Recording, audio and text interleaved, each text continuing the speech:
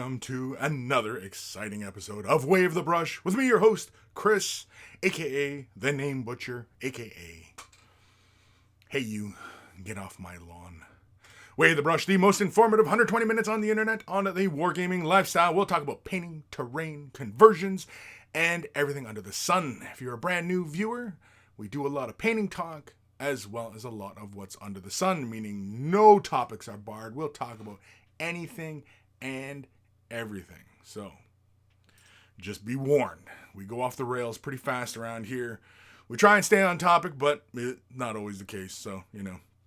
And of course, if you are attending live, feel free to ask your questions in the chat, whichever direction it might be in, or whatever platform you're on, YouTube or Twitch, because I am streaming this to both. So, and feel free to ask your questions. There are no dumb questions. So I know people are at varying levels in this hobby.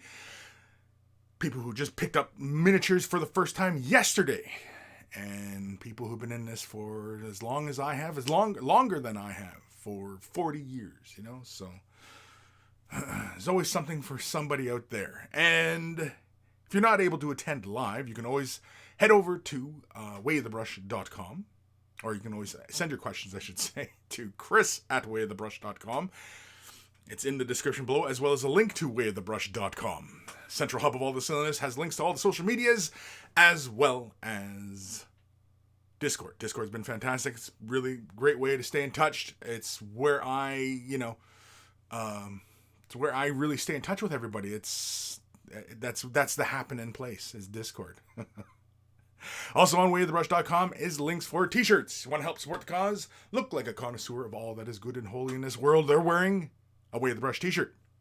And of course, if you've purchased yourself a shirt, send a picture of yourself tastefully, and I will add it to the Monkey Shrine, which is also on wayofthebrush.com, because, this show is always about you guys, helping you guys. And so, it's just keeping the circle of love flowing. That's all it's all about. It's just the love. It's all about love, right? You love the hobby. I love the hobby. And, that's all it's about. It's just love. All you need is love. Waythebrush.com also has links for Patreon support. If you're considering supporting this channel, a huge, huge thank you.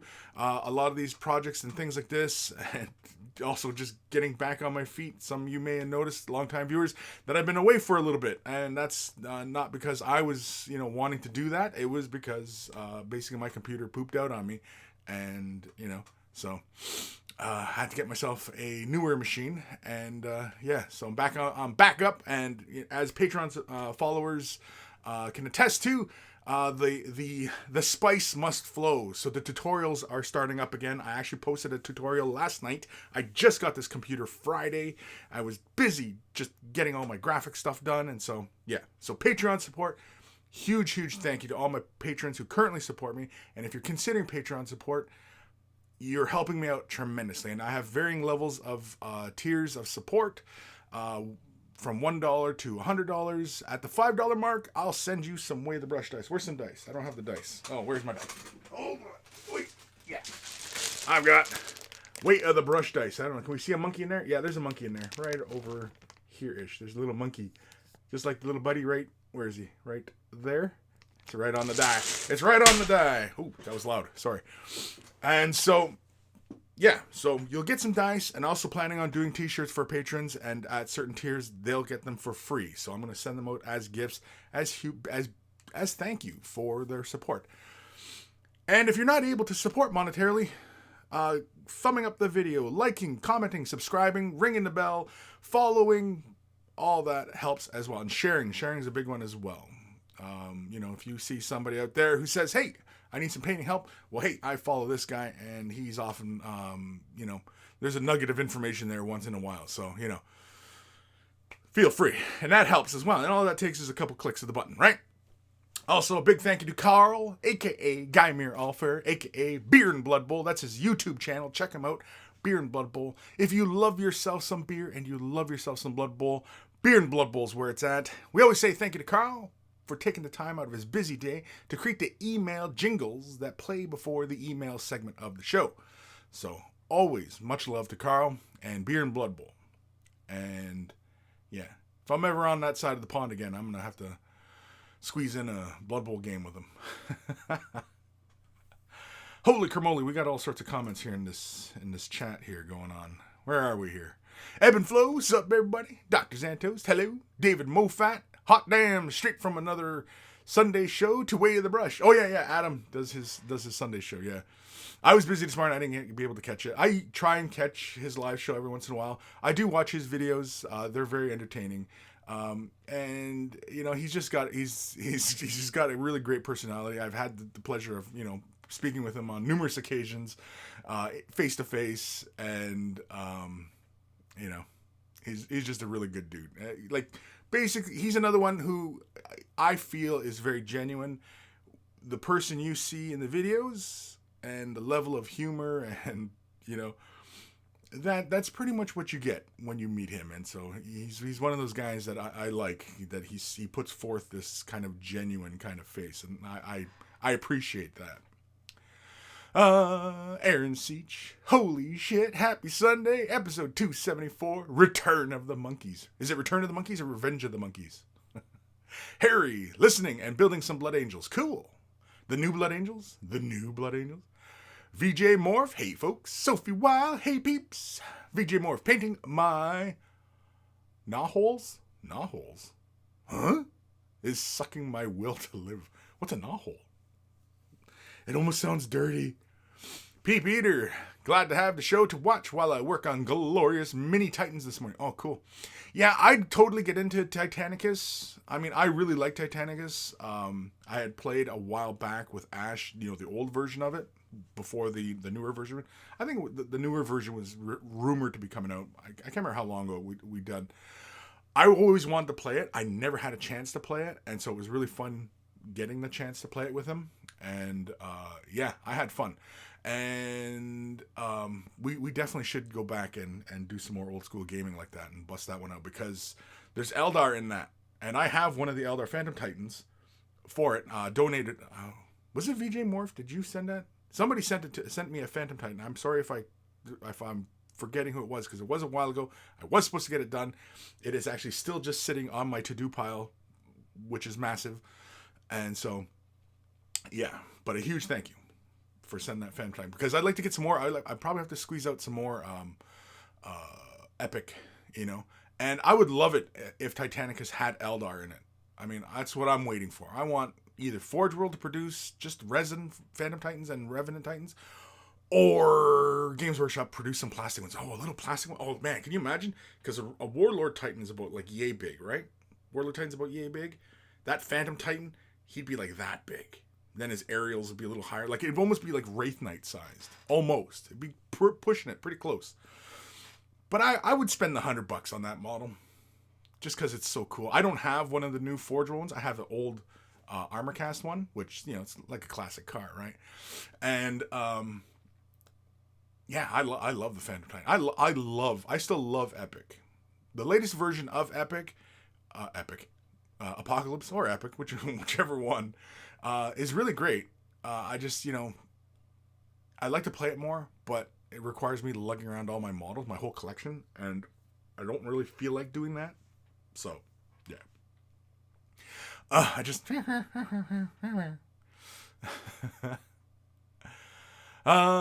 Krabby, sup, biatches?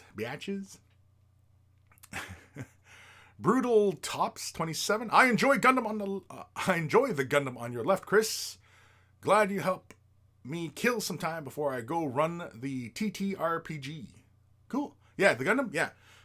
He's going to be the first of many, and he was a gift from Demon Wrath, and a huge thank you. And yeah, that was like I always said if I was going to get into Gundam, I would start with this guy. And I wanted to get this. This is the mega-sized one. It was really easy to put together. It's like a lot of it is only 2 parts. It just, you know, and it's all snap fit. He's not even glued. I am going to paint him, though. But I need to take down the mold lines and everything like that, because there's a few points, like on his feet, there's mold lines that come across. Oh, on his shins, there are mold lines. There's mold lines all over the place. And, you know, I got to take care of those before I, you know, get to painting them. But I think I'm going to do that color scheme. But I may do a colored metallic for the red or the blue or both. Although I don't kind of want it to turn out like Wonder Woman. But maybe I do. Where am I? I'm lost now. Regular 2-inch brush, Lewis. Hey dudes, how we all doing? I think everybody's doing okay. Ka King 5555. Wave the Brush, episode 274. Monkeying into the new year. Yes, we are going to be monkeying into the new year. And of course, this computer failure that I had, couldn't have came at a better time. Right before Christmas. Yeah, no, it's good. It's good. It's all good. VJ Morph, Skaven Gnawholes. Terrain feature. Oh, okay. Excuse me. Lord Krabby became a Patreon. Cool. Thank you. Awesome. And it does come with a few perks. And like I said, depending on what tier you join at, you get dice. And I started actually, believe it or not, I actually started mailing out dice Friday. Friday was a busy day. Got a new computer, mailed out dice. And yeah, there was a few other things. But yeah, so dice have started going. I had asked everybody on Patreon to update their information, either send me an email, send them a Patreon message. But I think what the better way to go was Monster Judas had mentioned, why doesn't everybody just update their Patreon account so that it shows their address so that I can see everybody's address. Because there's like a little checklist I have in Patreon where I can say, dice, who I still owe dice to. And so, yeah. It just makes life a little bit easier for poor old Kris. Harry, old school BA Bubs. Oh yeah? Oh, okay, cool. Old school, eh? Simpson, eh? Ever since I got Disney Plus, Simpson's been on my TV all the time. Simpson, eh? Peep Eater. I have built one mini warlord, and my local store manager bought the Titanicus Knights Battle Force to start getting into it. So I need to step up production so we can start playing. Yeah, definitely. But the nice thing about Titanicus though is that, it's not a huge. It's a high price point. I mean, like $100 doesn't quite get you into the game, but it does. And because you still want some more crap for it, but it's not like say Kill Team, $50 and you're in the game, right? Necromunda, $50, you're in the game, right? Whereas Titanicus, it's a little bit more, but it's okay. What is it? J Fran? Totally random, but my boyfriend paints miniatures, and you're among the many people he looks up to for inspiration. Well, thank you. Keep up the amazing work you always do. Well, thank you. I always do. Jeez, that put me on the spot. But thank you. Brutal Tops. Hope they put out an Imperator Titan for Titanicus. Would be really cool display and play piece. Oh, that would be cool. I'm curious. What would they do? They'd have to totally redesign the Imperator. The Imperator Titan from back in the day, it was for the aesthetic at the time. And guaranteed, if they put one out now, it definitely is going to be way more detailed. But it'd be great if it still followed that same vein of design.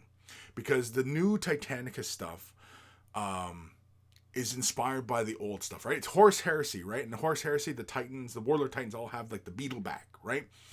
And Warhammer 40,000, the Warlord Titans are more like the bunker style, right? They look all oblong are not oblong, but they're square shapes and stuff. And they look really cool, don't get me wrong. Those Titans, I like those Warlord Titans. They're really cool. But they look more like an Abrams tank next to a Sherman tank, right? The Sherman tank has rounded edges and stuff like that. And the Abrams has angular edges, right? It's an evolution in design, which, whatever, right? But the Warlord Titan from Titanicus, really, really cool. But it's not exactly like the old Beetlebacks, but it's inspired by that old design. And an Imperator Titan would be really cool in an updated fashion like that. I don't want them to redo that old model. That old model was great for back in the day. But it doesn't quite fit in with the new aesthetic, and especially what they can do with the plastics now, right? And so I'd imagine, Warlord or Imperator Titan. Yeah, that's probably at least almost like a knight, like a 40k knight. I bet you it's that size. It'd be cool. It'd be very, very cool. And I don't think it'd be any problem for Games Workshop to produce that. Barely an inconvenience. Old man Logan, there he is. I just picked up a few Gundams myself. Fun stuff. Yeah, just for slapping them together and putting on your shelf. Why not, right? Same with Bandai kits. Bandai's are fun like that too. You can slap them together, or you can paint them up and put them in a diorama. Whatever you want with them, right? You can light them up. That's another one I wanted to do is lighting up kits. I want to up my LED game. Peep Eater, I don't really want the Field and Imperator Warmonger, but I do want one as display centerpiece. Yeah, definitely. The Kinjin over on Twitch. Morning, Kris. Glad to see you back up and running. Yes, thank you. It was agonizing. I was, trying to figure out different ways, limited as I am by technology. One person had suggested doing basically still guides, but that still required me to have a computer to do it, properly. And, I probably could have done it on the phone, but I only have an iPhone 6. I'm due for an upgrade, but I have an iPhone 6 and, filming, because I even considered filming a tutorial off my phone, which I still may do just for gigs. Because I know there's a lot of people out there. I know there's a bunch of you out there who want to, share what knowledge they have, and that's fine. Feel free. And some people that I know there's a few of you out there who are like, you're waiting for the right moment. Oh, I'm gonna get the camera. I'm gonna get the sound equipment. I'm gonna just start making stuff. In photography, there's always the question: what is the best camera? And every great professional photographer I've ever listened to and been inspired by always say the same thing: the best camera is the one you have with you. So, if you're going to start making tutorials and all you have is a smartphone, start there. Start making videos right from there. Start posting them, sharing them. Start right there. Smartphones now, man, I was looking at some of the specs on some iPhones. I stay within the Apple universe of the environment, ecosystem, as it were, just for convenience, really. But yeah, I was looking at the phones and they're way powerful. An iPad is the iPad Pro is a laptop, and there's some laptops I was looking at and they're it's way more powerful than that. It has more processing. It has more RAM. The only thing that it kind of hurts on the Apple side of things is oftentimes because they use the solid states that to keep things lower cost, they often go with smaller space, right? The smaller drives. But, still, way powerful systems. And a phone. I'm due for an upgrade. I'm getting an upgrade. Apparently Santa's bringing me one. Yeah, I still believe in Santa. He's real. Lord Krabby, finally finished my Death Guard. Finishing basing them now. Going back to Ultramarines. I have 9 Impulsors to paint. Whew. Cool. Have you been posting pics, Lord Krabby? Because, keep us up to date, buddy. George Hintz over on Twitch. Nice to see you again, Monkey King. Thank you. It's good to be back. Captain Spasmo, how to make a video. How to make a video. Yeah. Lighting, focus, lack of shaky camera is a good start. Definitely. And, okay, right off the top of my head, spoiler, if I film a video on just the bare minimum to make a video, like a video tutorial. Now, unfortunately, I only have an iPhone to show it with, so I don't have an Android. Well, my son has an Android. He has a big, powerful Android too. It's like the latest Galaxy. Of course, he was out all day Saturday pokey hunting. He's playing the Pokemon, and he got his fucking phone wet. So, yeah. Anyway, I do have access to both OS, but anyway, with the iPhone, yeah. The way I see it, if you get yourself an iPhone, a smartphone, like a very current model, like an 8, something like that. And you spend $20 on Amazon, and you already have the investment in paints, models, stuff like that. Light, you can get away with a $20 light. You could spend a little bit more on another light. you know. But yeah, so you can be in the game for your phone plus, you know, less than $100. You know what I mean? And that's anybody can do that. Anybody can do that. And I'll definitely. Oh no, you probably don't even need the light because yeah, it's a $20. It's a $20 investment, and you can start rocking and rolling right away. Yeah, maybe I'll make a video. Maybe I'll make a video this week on it. Just a quick little thing, just for anybody out there who's kind of like on the fence, you know, trying to make videos and they want to do it and they got ideas to share and you know what I mean. They feel like they've got something to add to the community, and I highly recommend that. That's where your mindset is. If your goal is to become internet famous or anything like that, that's good. That's a tough road, and I question your motives. But if you feel like you genuinely feel in your heart of hearts, you feel like you have something to contribute, you've got some really great ideas, there's something you do that you don't see anybody else doing, or you're just really passionate about it, by all means, you know, start making videos. Share it. You know? Does it become white noise? I don't know if we're at that point yet where we're at, you know, so many producers that, you know. Because, I mean, like, there's a lot of YouTubers producing miniature painting videos. And everybody's pretty different. And, you know, I think you have a lot to learn from each of those painters. And so, you know, why not, right? Bruto Tops, quick question, Kris. Spelled my name wrong. I got rid of the majority of my minis back when I left for medical school. Now I have time again and I want to get back into it. Suggestions where to start? Well, getting back into the hobby, yeah, that's a tough one. Rebuilding, right? I think it's just start where you left off, kind of thing. Like if you were into like the Games Workshop side of stuff, or were you into like, you know, Privateer Press? Were you like, where were you in the hobby? Were you mostly GW centric? Were you playing Warhammer 40,000 or Warhammer Fantasy? Because by now Warhammer Fantasy is dead, as you may realize. So it's Age of Sigmar now. Apparently it's coming back. Who knows? But,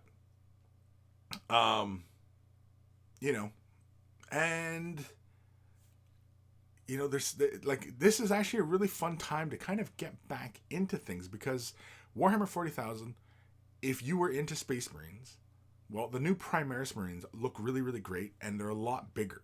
They're really, really fantastic sculpts. The plastics are really nice these days, as opposed to way back when. I don't know when you got out of the hobby, but I'm going to assume it's been at least 10 years. And, you know, paints, if you weren't quite a painter, you know, there's a really fantastic product from Games Workshop now. Contrast paints makes getting your models done a little bit easier, a little less painful. You know, it's not the end all be all of painting, of course, but it does make life just a little bit easier, a little bit.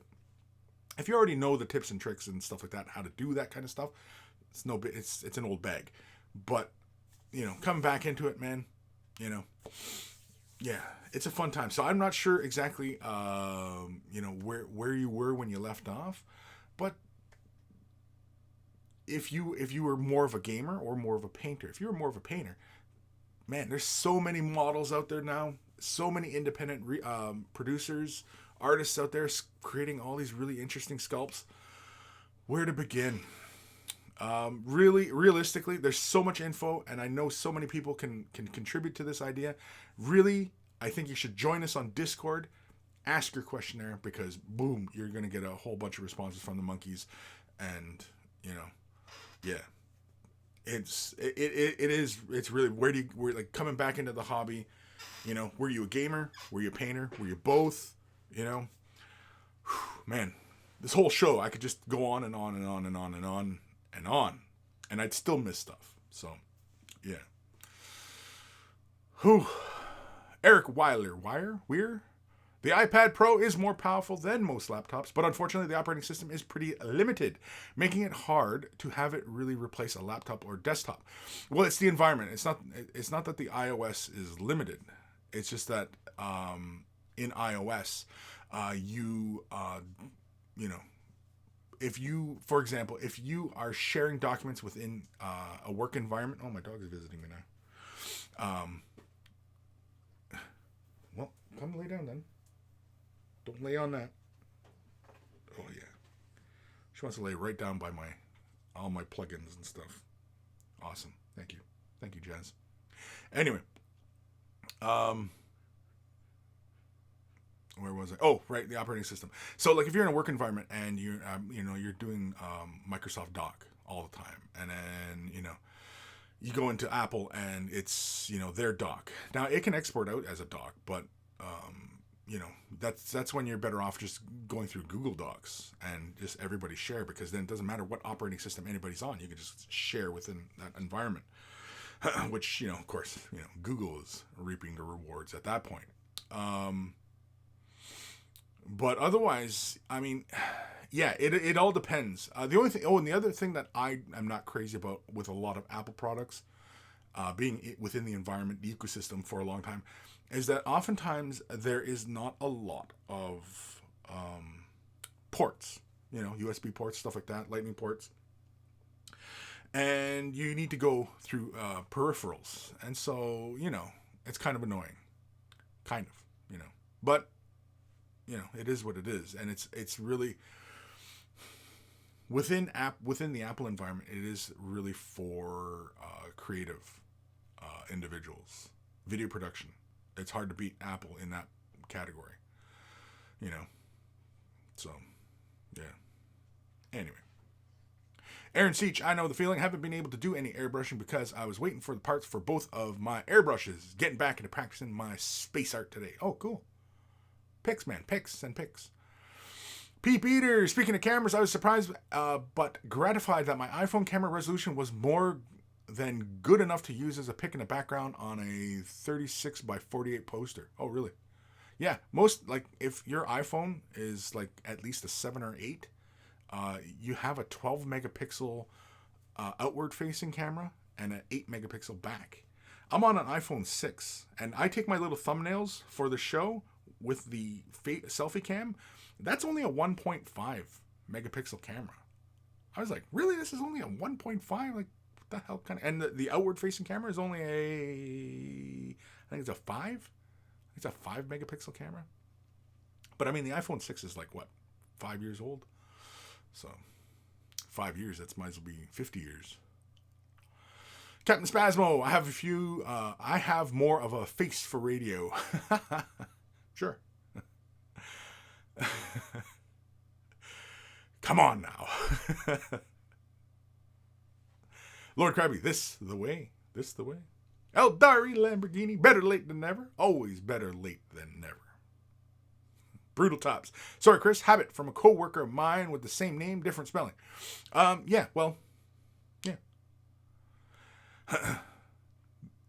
Before my son was born, the idea was like when we started a family, that if I had a boy, that possibly naming him Kris, because my father was a Kris. I'm a Kris, and it'd be kind of hilarious. It'd be Kris the Third, but we were thinking of like CRIS, just for gigs, J. Fran, was there ever a time where you were stumped on what to paint or how you wanted to paint a piece? All the time. Stumped? The level of stumping is not as long, and here's how you kind of overcome that. And basically, it's kind of like painter's block, right? You're stumped. You're like, where do I go? What do I do, right? What colors am I using? What technique do I do? When you're still asking yourself these questions, yeah, you still have to kind of work it out. But the biggest piece of advice I will give you is stop overthinking. You're overthinking these things. If you want it to be like the box art, paint it like the box art. If you want to vary what you see on the box art, then vary a color here or there. Just pick another color for the cloak. You say, you know what? I like how the armor's done, but I'm not crazy about the cloak. I'll paint the cloak a different way. By all means, go ahead, do it. As far as employing techniques, use the techniques you're comfortable with. If your goal is to expand upon your technique, then expand your technique on models you really don't care about. If you want to practice doing something on cloth, get a model that's just sitting in your collection collecting dust and practice technique on the cloth. the armor, flesh, whatever, right? But stop overthinking it and just start doing it. Now, if you got a whole bunch of models to do for an army, then of course my biggest thing is not to have that whole thing in front of you. Put it aside, put it back in the boxes, whatever it is, get it out of sight. Don't have it in your work area. If you have, say, 500 Space Marines to do a unit, do a character. Do a unit, do a tank. Do a unit, do a character. You know what I mean? Alternate your projects like that and work on them. Try and work on them one at a time. I know sometimes when you're working on stuff and you're priming and, you know, you got your primer out and you're like, well, I've got all these models ready to go. Well, I'm just going to start priming everything, right? And then you have that sitting in front of you and you're like, oh my God, I got, 500 Space Marines to do. And you know what I mean? And so it just kind of, you outplay yourself and, you outthink yourself. And so stop overthinking things. Just dive in. Just start diving in. And the other one I find, and this happens with a lot of artistic types, especially when you're really kind of, thinking about how you want to go. And I do this too. I still do this to this day. I was working on these corpse grinders. All right, I was working on these corpse grinders for Dark Uprising, and these aren't finished yet. But I had an idea. I had an idea of what I wanted to do. From the idea came what colors I wanted. Then I had to peruse my collection, what colors I had, and what would get me closest to my desired result. Then I just went for it. And this first one, this was the first basic test piece. It's close to what I wanted, but it's not exactly what I wanted. Let's see here. This guy is actually a little bit closer to what I was after. See, it's in the green. You see how the axes, see how there's a lot more contrastiness in this guy's axe than his? I was wanting more of a flat color like that than this one. I didn't want to push the shadow too far down. But all the other models are more like this guy than this guy. So, but he's kind of like the unit leader. And so, that's why he's different. So, yeah. But stop overthinking things and just dive in. One of my favorite quotes from Picasso is, and I know a lot of artistic types, you're always often waiting for inspiration for something, right? I just want to be inspired by something. One of my favorite quotes by Picasso, I'm pretty sure it's Picasso. Pretty sure. I might be misquoting, but is inspiration finds us when we're working. And that I have found that to be true. When you're waiting for inspiration, for the mood to strike you and, to really get your creative juices flowing, start putting around with other little projects or little things. Maybe work on some maintenance, cleaning your brushes, cleaning the gunk out of your paint pots or, out of the tips of your paint dropper bottles. Whatever it is, just start putting around, cleaning your area, reorganizing. And then also you're like, oh, okay, yeah, I can get this. I'll start working on this character. You know what I mean?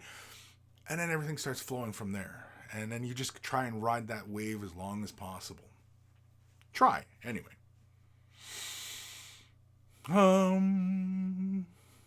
Where am I? Regular 2-inch brush. Are we going back to Monday's show next week, Kris? Or too soon?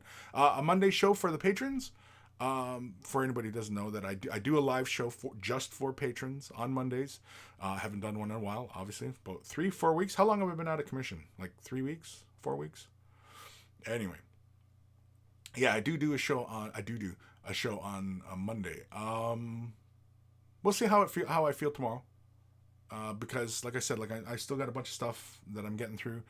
And actually I thought I had a little bit more work ahead of me, but actually through some luck and some fortune, that on everybody who's been listening to me update people on what was going to have to happen when I got this new computer, it was a lot of my thumbnails, graphics and stuff like that I was going to have to redo, and I thought I was going to have to sit down and do. That's why I didn't bother doing a show yesterday, because I was going through rebuilding this and doing this and that and updating and just doing all that crap. Anyway, it turned out at some point in my wisdom, on my external drives, I had put most of my graphic works, all my templates and stuff for thumbnails and stuff, I put that on my external drive.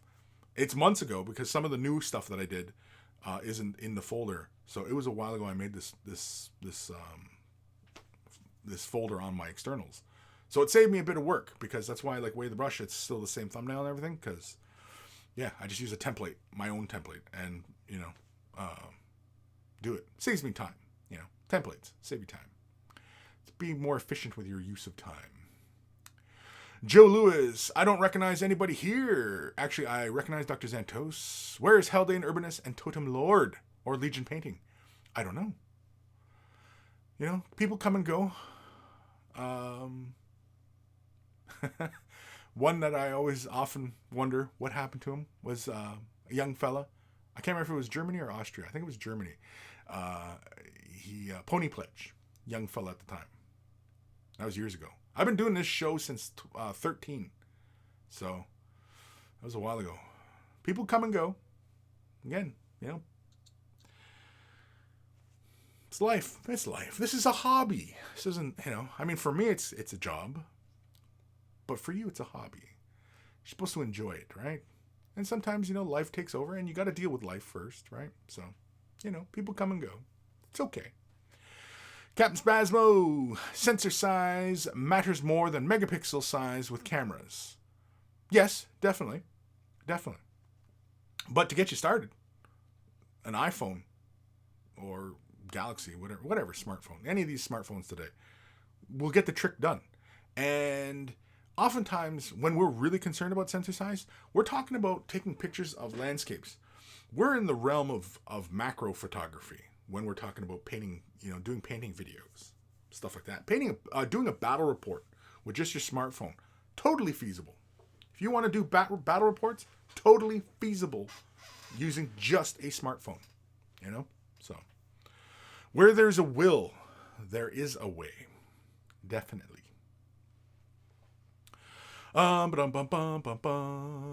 Sir Peanut Butter, morning peeps. Morning, Kris and peeps, morning. Johnny's Chop Shop, there he is. What kind of clippers do you use for your models? I use Privateer press clippers, actually. They're my favorite ones. I have the Citadel ones around somewhere, but I use these ones. These are the old Privateer press ones. I use these ones. I like them. Now, mind you, these are modeled after, like, the Tamiya ones, and they're for, like, they just got in my experience, they have a better cutting. I also have these other ones. I think these are Tamiyas as well. Are they Tamiya? Maybe Tamiya. I don't know. I didn't really care for these ones. And they dulled pretty fast. So I don't know. Maybe they weren't Tamiya. Maybe there's just a cheaper knockoff brand, but yeah. Anyway. Another thing I would highly recommend, I have a few of these, is these little Tamiya pliers. Just for manipulating small things. They're just pliers. They don't really have a grip on them or anything like that. Like there's no knurling in the inside. But just for like, manipulating small parts, or if you got to reach inside something, they're just a small pair of pliers, needle nose pliers, and they're really great. Tamiya makes great tools. And if you're looking, you do pay a little bit more, but I can attest you are paying for quality. And quality, in my opinion, will always outlast quantity. And, you spend $5 on a pair of pliers as opposed to, say, $30. But those pliers die at the end of the year, whereas the quality ones last you 15 years. Right? So. Where am I? Any comments? Fire Drake 18. What's all this then? We're doing a show. We're just doing a show. I'm back. In black.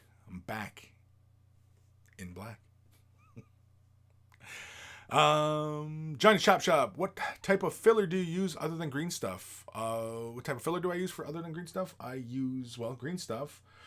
I'm not a huge fan of Citadel's liquid green stuff. I just don't. I'm not a huge fan of it for one simple reason.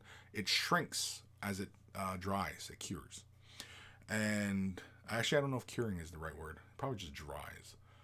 But yeah, I find it shrinks. But mind you, though, on a lot of slaughter bases, stuff like that, for that broad gap in a slaughter base, using liquid green stuff, yeah, I'll use it for that. And I don't care if it sinks a little bit, because I don't care.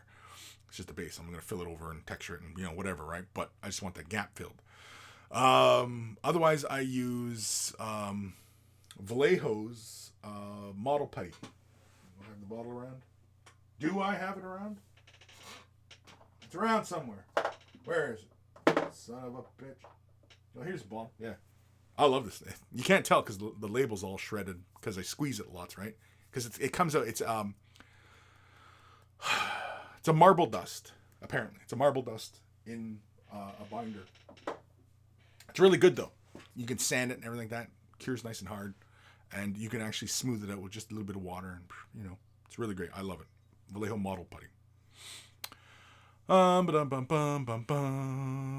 Spasmo, prime in a big batch and then put them away. If inspiration strikes you, have the mini primed and ready to go. Sure, but you know, I mean, there's varying phases, right? Sometimes you might just want to sit down and just start assembling models, right? Mind you, you know, the danger of that one is you can kind of get ahead of yourself a little too much, right? You have, you know, that 500 Space Marine scenario where they're all in boxes, 500 Space Marines. Open the first box, start assembling. With the goal being, I'm going to paint this box of Space Marines. And it's like, okay, well, I don't have time to paint it, but I got time to assemble another unit. Oh, okay, well, I'll do another one.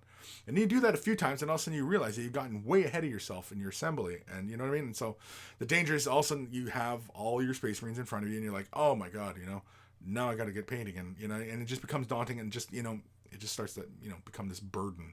Feels like a burden.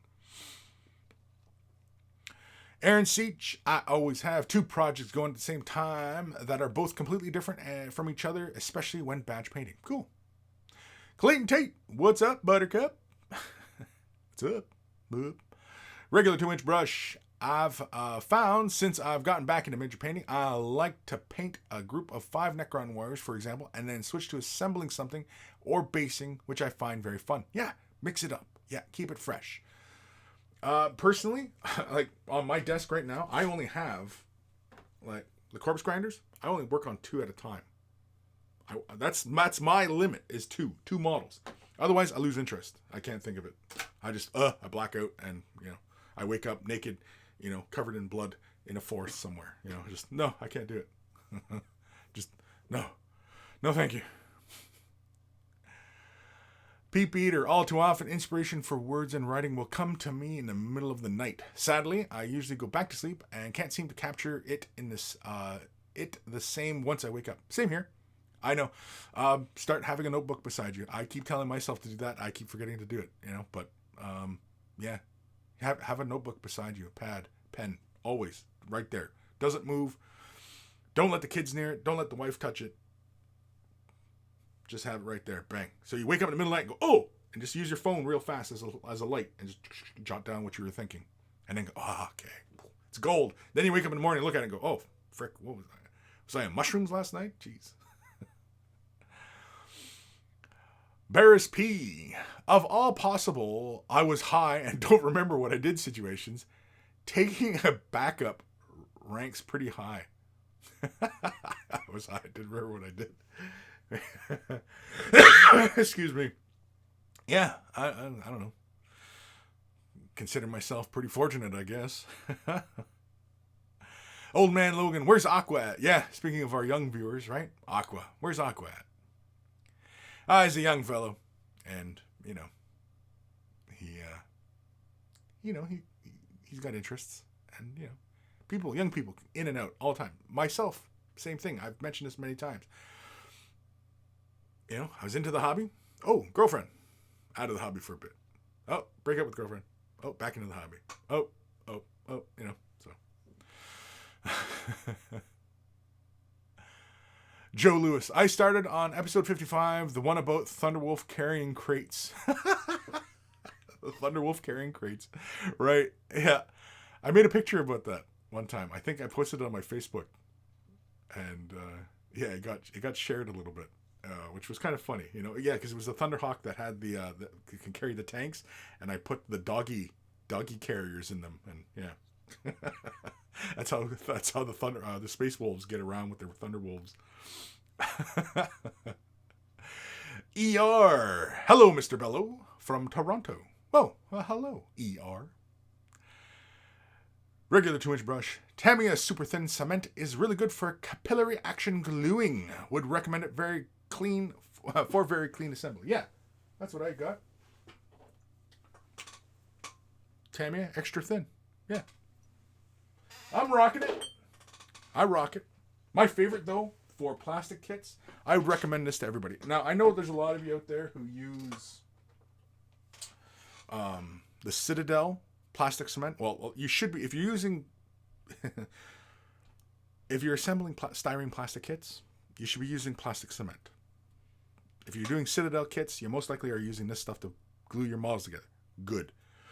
But I'm not really a huge fan of this package.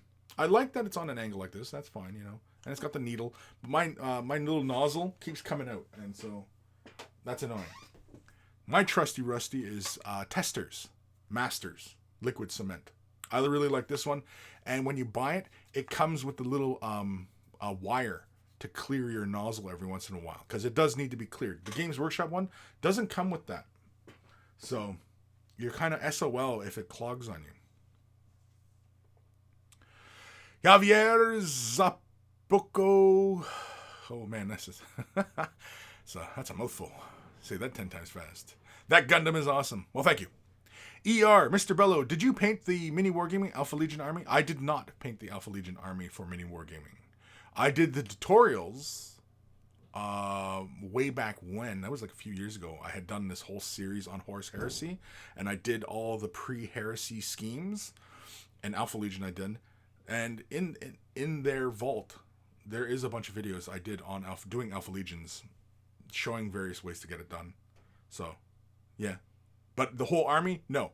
I'd have blacked out from that. Again, I would black out, wake up in the forest naked, covered in blood, you know, wondering where the hell I am. Aaron Seach. Tamiya quality is no shit. I have their cutters. I got them for a birthday gift when I was 15 years old. When I started modeling World War II aircraft, still using them today, 24 years later, I'm old. Yeah, but like I said, you spend the money on quality, and you know, they have a set of cutters. I can't remember what the hell it's called, but they're like 60, 70 bucks for the cutters. I'm like, 60, 70 bucks for cutters? Are you freaking crazy? And I'm like, well, if they're really good, maybe. Maybe I should. Johnny's Chop Shop. Show idea, Kris's top 10 things for modeling. Yeah? Make a quick little top 10 video. Do it like David Letterman. Have the envelope over my head. No, that was Johnny Carson. Never mind. And if you don't know who Johnny Carson is, I'm old. Yes, Captain Spasmo, thank you. God hand cutters. Yes, that's it. The God hand cutters. Captain Spasmo, chloroform does good dilution agent make. Two models pass out. P. Peter, last time I had the middle of the night idea, I used the memo app to write it down. I ended up using it with only minor edits for important school projects in my public history class. Cool. Yeah, I guess if you have the smartphone, you can just, if you have it like the shortcut on your phone, and you can just do a voice memo, right? You can just record your voice, and don't forget peanut butter is brown with chunks, and you know, I don't know where I was going with that comment, but you know. I could have went really far, and everybody would have been like, whoa, Kris, I don't know. I don't know if we're ready for that much information.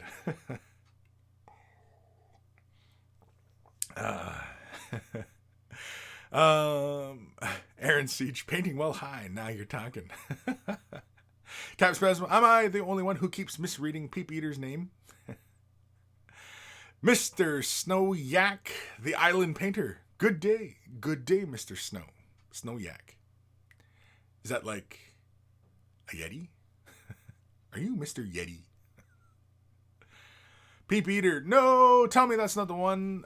Not the testers with the plastic nozzle, metal tube for the win. Yeah, metal. Yeah, the testers. Yeah, the testers. The Games Workshop one has the metal tube as well, but I find it freaking comes out. I don't know. I've had 2 of them, and both of them came out, and I was like, what the frick, Where's the Testes one? I had this, like this one here is almost empty. I have another one, but this one's almost empty, and like I've been using this. Well, like it has a heavy layer of schmutz on the top, like that's embedded into the plastic. Like that's how old this is, and it's been around my work area. Like it's just covered in. Like, I don't even think that's dust. I think that's paint particulates. I don't know. Anyway, I've had this bottle for a while. I have another one ready to go as soon as that one dies on me. I prefer it. Just really because when you buy those bottles, they often come with a little wire to clear the nozzle. And that's really the big reason why I would recommend that. And for whatever reason, that nozzle's never come out on me. Whereas the Games Workshop one, I bought 2 of them, and both of them have come out on me. Maybe my luck, I don't know. Bad batch, you can always chalk up to that. I don't know if anybody else uses those Games Workshop plastic cements, but yeah. Let me know if anybody's used those plastic cements. Have you had the little metal nozzle come out? I don't know. Maybe it's something Games Workshop should address if it is a common problem. I don't know. Clayton Tate, peep eater must have pee-pee eater. Pee-pee poops. Pee-pee poops. What? Peep eater. Peeps are gross enough as it is. Pee-pee poops. Darren Martin, just banging out a kill team. Alpha Legion using contrast paint. Made it super east. Super east? I would imagine super easy. Yeah, definitely. The only thing with using, like, okay, if you're happy with the results, awesome. Then ignore what I'm going to say, because I find with the contrast paints on top of metallics, I am not a huge fan of it. That would be the only downward talking point I would say about contrast paints, is that they dry with a matte finish. And I mentioned that to them when I played with them for the first time. Thanks, Jess. Jess. Cleaning herself vigorously.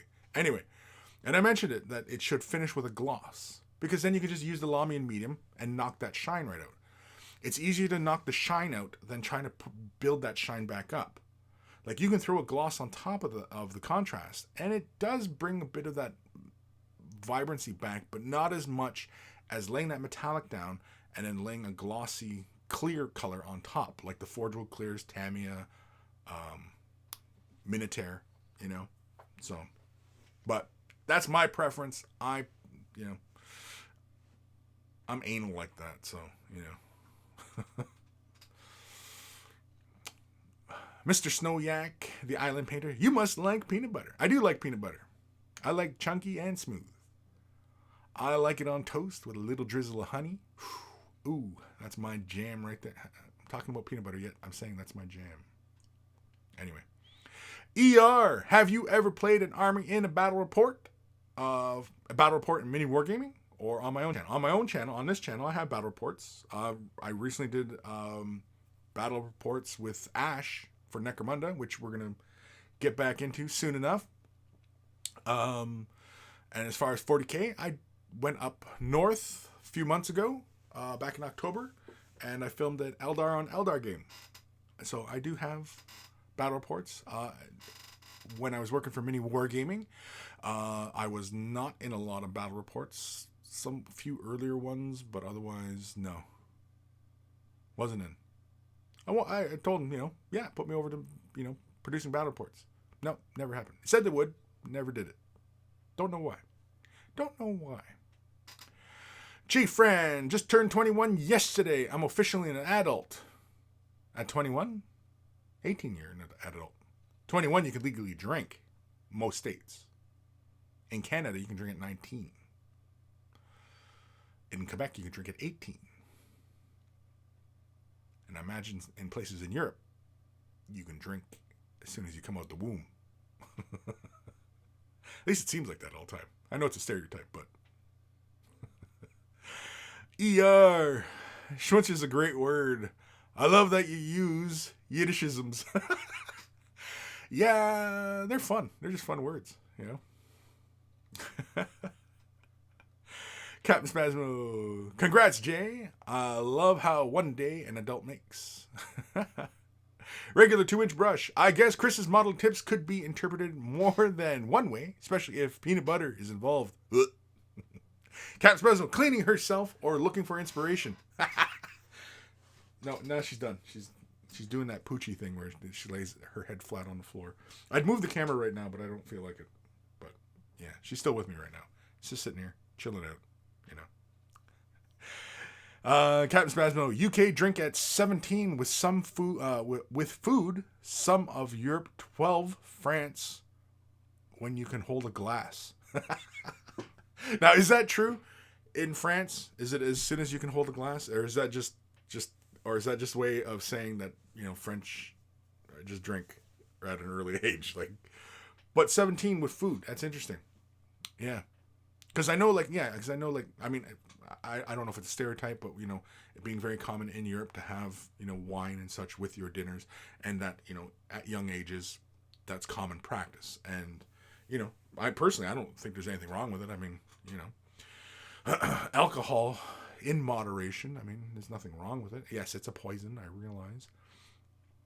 But, you know, yeah, I don't think there's anything wrong with it. Pete Beater. Oh, wait, no, Captain Spasmo. Children often get table wine.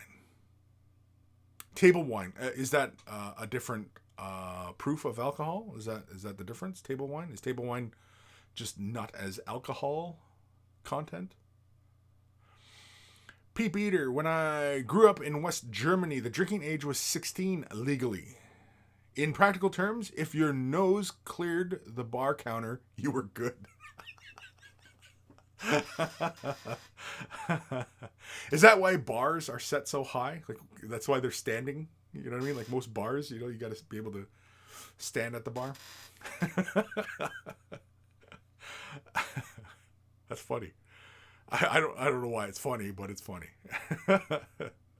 Fire Drake 18. I like the one battle report you did, which was kind of artsy. It's kind of artsy. Don't worry, I have an idea for battle reports. I'm actually, it's the beginning of an idea for doing a campaign.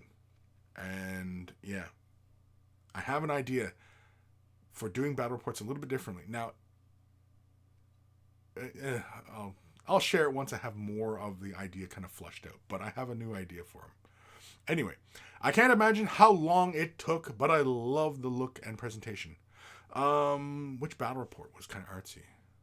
Because some of my older ones, there was a few where I spent a bit of time getting kind of like shots, setting mood kind of thing. And I actually kind of enjoyed doing a battle report more story style, where not a lot of dice rolls are shown.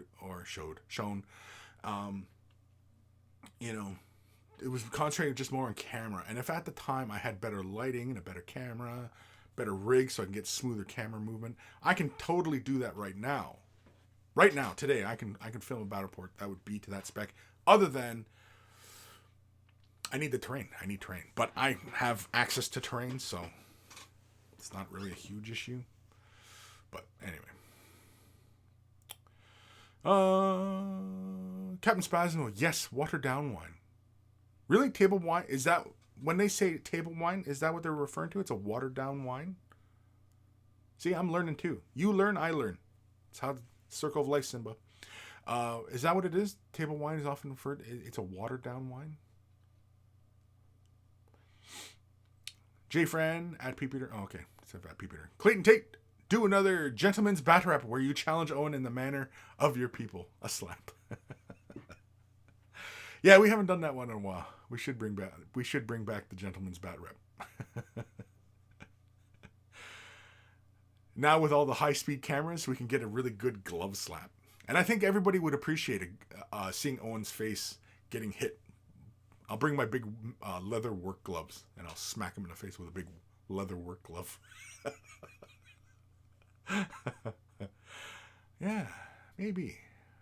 I'll have to mention it. Owen's a pretty busy cat these days, but yeah.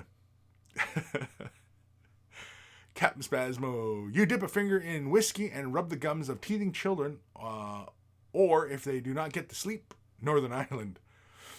Do not do this, by the way.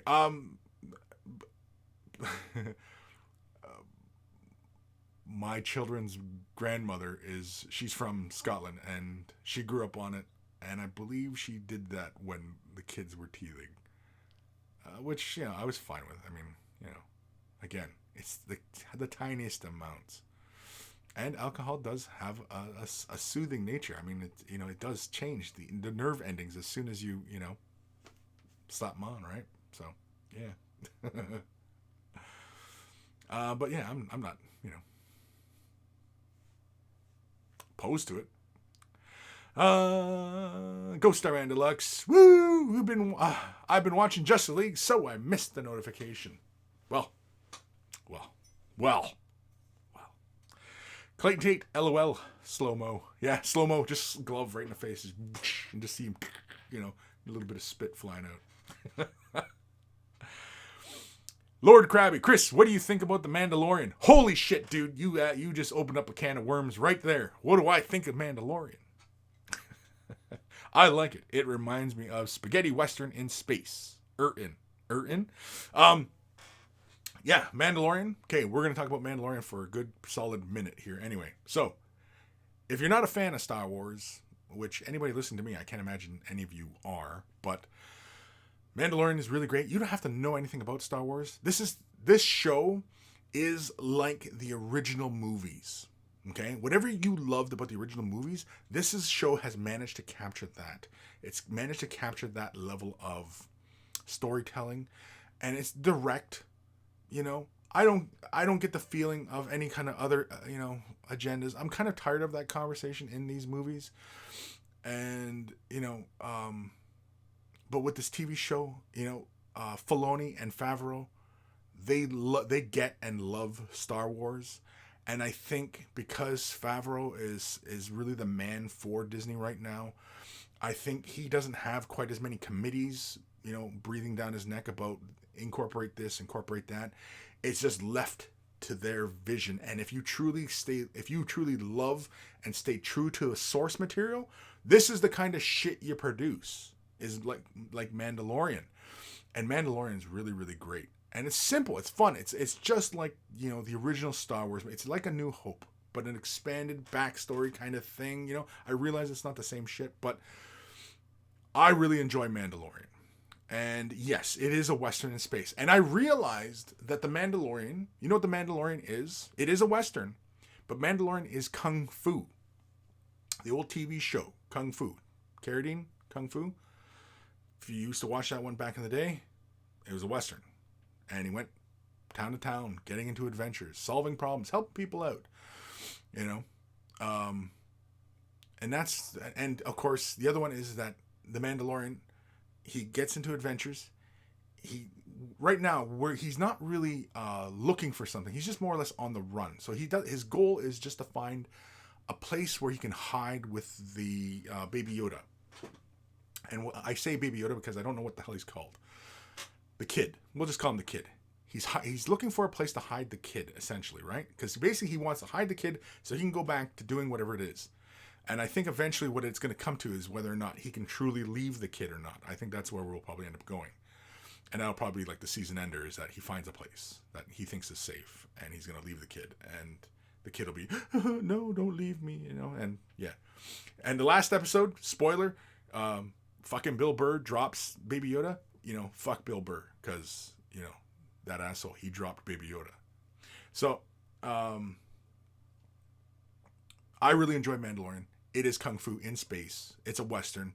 And he solves the problem not with Kung Fu, but his religion, which is guns. He solves the problems with guns, which, come on. Every true, red-blooded American, gotta love that. Mandalorian. He's an American. He's American. It's a Western. He's an American. He goes around solving problems with his guns. And what's not to love about it? And, of course, it's got a great level of humor, great level of story, which, it's pretty straightforward. It's an adventure. It's an adventure show. There's no agendas here, I enjoy it. I like The Mandalorian. It's a fun show. I look forward to every Friday when it starts up, and I watch it in the mornings. My son loves it. My wife and daughter love it. They enjoy it. And the hilarious thing is that because Baby Yoda has become such a huge meme right now, that people who aren't even that familiar with Star Wars or had no interest in watching Mandalorian are like tuning in because I got to know what the hell this Baby Yoda shit's about, right? So that's hilarious. I cannot imagine that Filoni and Favreau dreamed that Baby Yoda would be this so popular, so immediate into the pop culture, into the zeitgeist, But of course, it's everything about Star Wars, though. It's guns, it's space fights, it's adventure, it's badasses, and it's got cute things in it, And Star Wars, in any iteration, have always had those elements in them, and it's just a lot of fun. I enjoyed Mandalorian. I highly recommend it. If you just want to tune in and watch an adventure, it's a fun show. It's a fun show. If you like the Star Wars universe and wanted something like this in the Star Wars universe, this is definitely the show that you would enjoy. I can't imagine anybody who was on the fence and is listening to me has not tuned into Mandalorian, but, Anyway.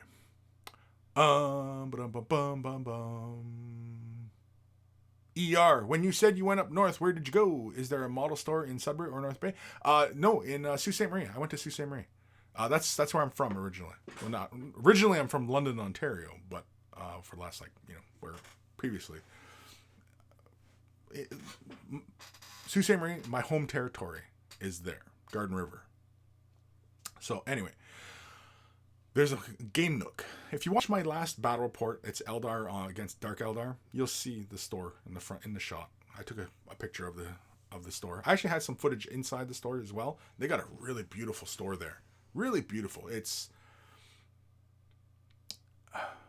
like a modern shopping experience, really is what it's like. The layout is really nice. The lighting, it's got track lighting here and there. It gives it all nice mood. They got tons of gaming space. It's a really, really nice place. If you're up in that area, if you're going to school, whatever, you're going to go to Sioux College or something like that, or Algoma University, and you're worried about, I love hobbying, but, I've got school. Well, there is a place there that can cater to you. And it's not just wargaming. They got the board games. They got a huge shelf of board games. And yeah, it's a really nice place. I was only there the one day. I don't really know the owners, so, but yeah, it's really nice. And they let me film there, and, yeah, so it was fun. Where am I in this? Whole bunch of comments. As soon as I started talking about Mandalorian, I lost track of the comments here. Lord Krabby. Yeah, Mandalorian goes with 80 plot lines. It is very kung fu oriented, no pun intended. Also, my coworker dislikes Star Wars but watches with me religiously every Friday. Yeah, that's what I'm saying. Like, you don't have to be into Star Wars to enjoy Mandalorian. That's the fun part. And I think that's what got so many people into A New Hope when it first came out in 1977. Is that you didn't have to be into sci-fi. You could just sit down and enjoy this space adventure. And yeah, we don't know what it's all about in 1977, right? Star Wars, nobody knew. Well, I was only 2 at the time. I mean, I didn't see the original in the theaters, but I saw it again when it came out for special edition because I wanted to see it because I had saw Empire Strikes Back and Return of the Jedi in the theater when I was a kid, but I wasn't old enough at the time. But anyway. But Mandalorian, yeah, it's a great freaking show, man. It's great. It's just fun. And so many of the little gags that you see, like, I can't remember what the hell those little guys are called. See, I'm a big Star Wars nerd, but I don't even know. I'm sure we've talked about this in the past. Jabba the Hutt, right? That little guy who, that little screaming beaky mouth duder. I don't even know what the hell that guy's called or what his species is called. But in Mandalorian, it's hilarious. You see one of them on a rotisserie. Sorry, spoiler. You see one on a rotisserie and another one's in a cage and he's like, oh no, he's like freaking out because he knows he's next. He's going to get cooked. I laughed so hard at that. I thought that was cool. Also, the other one was when they go to that forest planet with the fishermen or the krill fishers. And they're in the bar and Baby Yoda walks past the Lothcat, which is from Rebels, because I watched all of Rebels. Rebels was a really great one, and they had the Lothcat, and it was kind of cool seeing like a kind of realistic rendition of the Lothcat. I thought that was really cool. But anyway, yeah, I like Mandalorian. Mandalorian's a great freaking show. It's up there as far as like Star Wars to watch. The original trilogy, Rogue One, Mandalorian.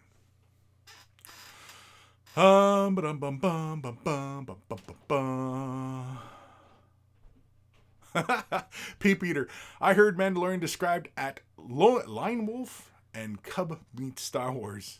I've not watched that one, but I'll take your word for it. Lord Gitface. They've done the kids so well. Captain Spasmo. The Mandalorian need a big white hat.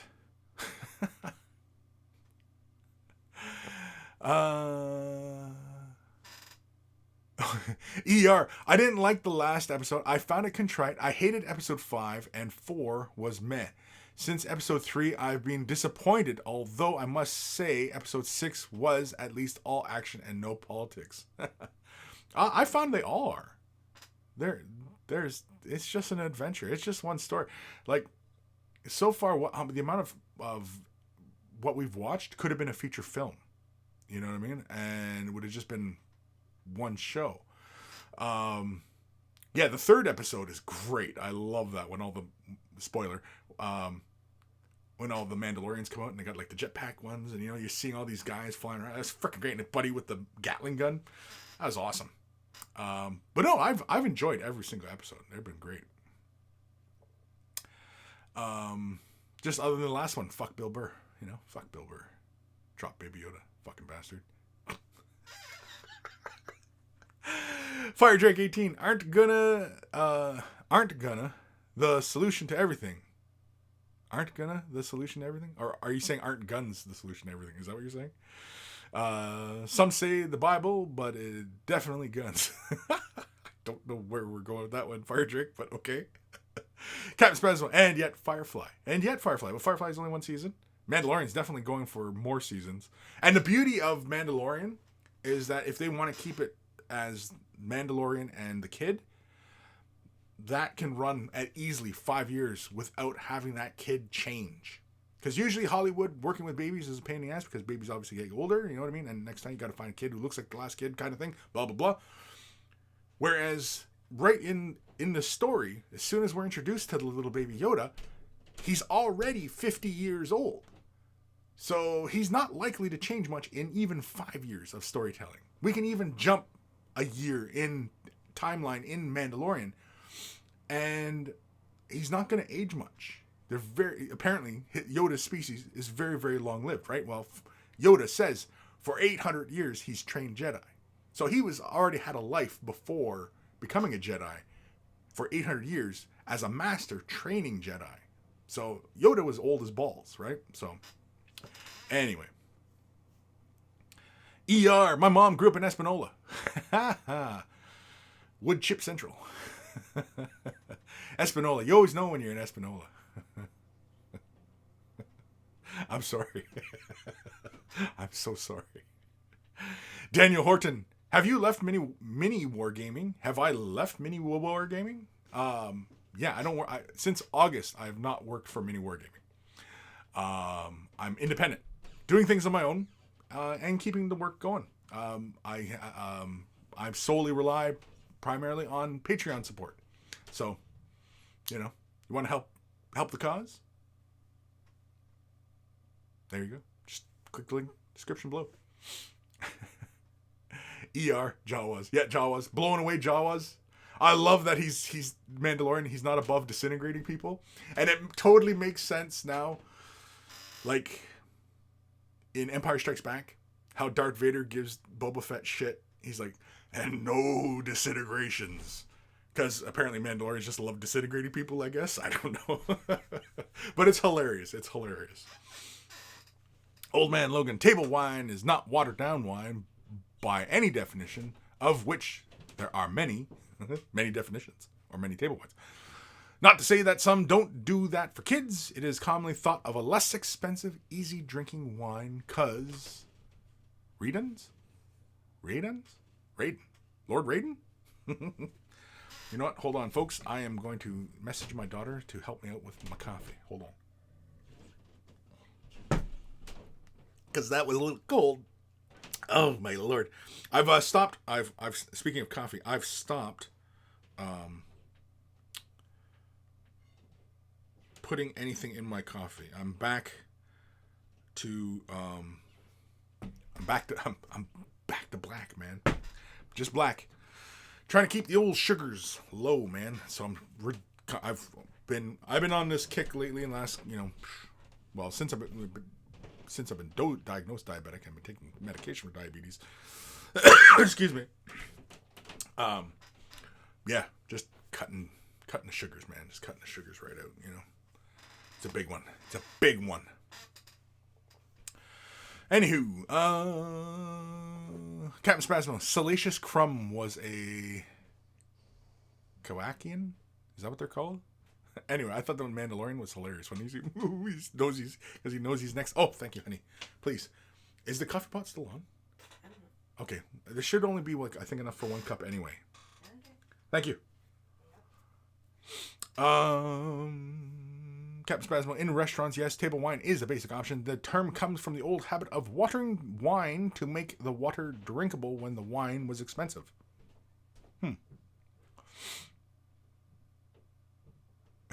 Captain Spasmo, 50-year-old and a puppet. Right, but I mean, in the show, we'll never have to ask the question, well, why isn't Yoda getting older? Why isn't he becoming an adolescent?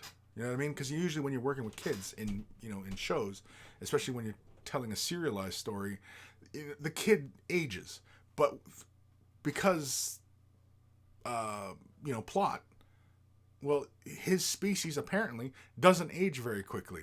He's been a baby, an infant for 50 years already, right? So yeah. No, I think it's hilarious because that means that Mandalorian can go for 5 years and Baby Yoda, we can have Baby Yoda for 5 years and Baby Yoda unchanged. Yes, he's a puppet, but it's kind of like The Simpsons, right? The Simpsons, 30 years. Bart, Lisa, and Maggie have not aged. Homer and Marge have not. And nobody's aged. It's 30 years of Groundhog Day, of just this constantly looping time loop, right? So, anyway. Cap Spasmo. Yeah. When 900 years old you reach, look as good you will not. Exactly, right? So Yoda was approximately 900. Was it still nice and hot? Yeah, I don't know if you wanted creamer. I just kind of like the tiniest little bit because it looked already dark. Oh, no. I am... Well, I put just this tiniest little bit. Okay, thank you. It's still pretty dark. Yeah, no, that's fine. It's not going to kill me. I've been drinking it black last couple weeks. The expression, once you go black... I don't think that's what the expression's about. Oh, no? I think it's about coffee, Dad. It's not about coffee? Oh. I don't think so. Shows what I know. Anyway. Everybody's kind of like, what the fuck is he talking about? Crazy asshole. Jay Fran, I'm sorry, but coffee without sugar is just bitter, painful taste in my mouth. Yeah, but I'm an ass. I mean, I've stopped drinking my tea. I drink Earl Grey. I have probably about...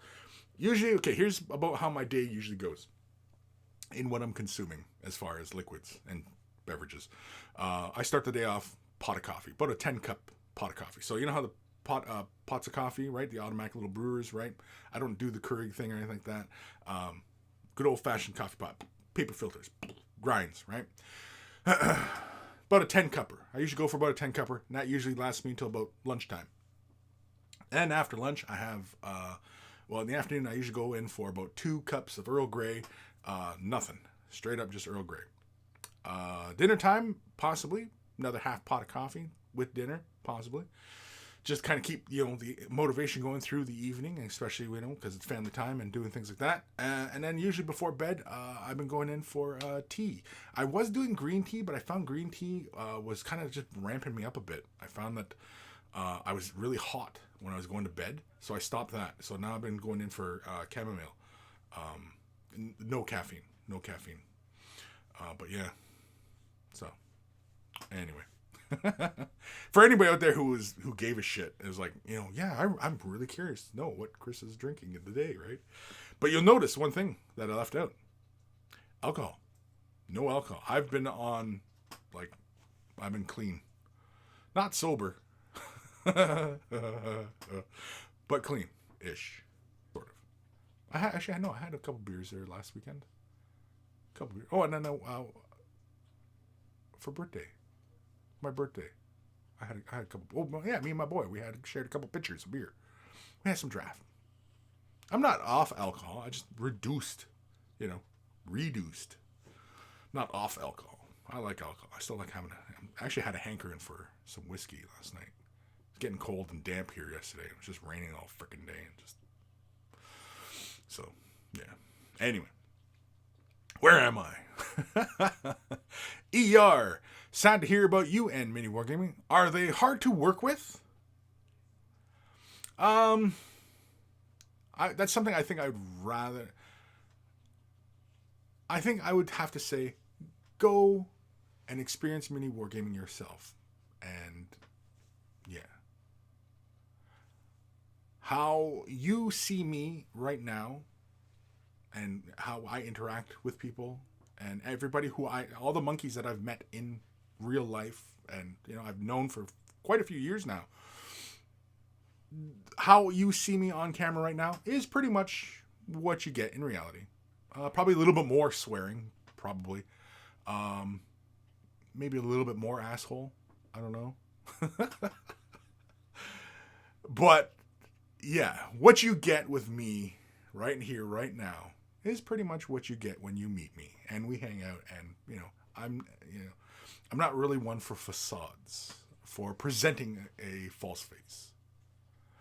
And so, with that being said, I would say if you're really curious, go play a game with Mini Wargaming. Experience it for yourself. From what you see in the videos to what you see in reality. I'm not talking about any. I'm just saying in broad. Anyway, I'm not really going to talk bad about him. That's what I'm going to say. Basically, is what I'm going to say. I'm not going to talk bad about him. For now. Aaron Seach, watered down wine. Hell, why not do that with old-fashioned watered down rum? A little grog never hurt anybody. Old man Logan, Mando. Hi, Chris's daughter. Yeah, she's already gone, dude. Fire Drake 18. Switch to Japanese teas, Kris. Ashitaba.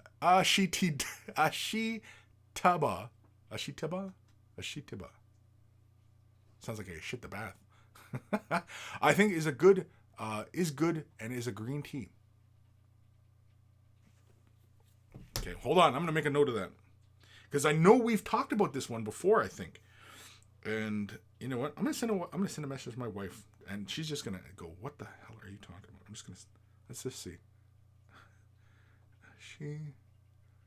What is it? Ashitaba.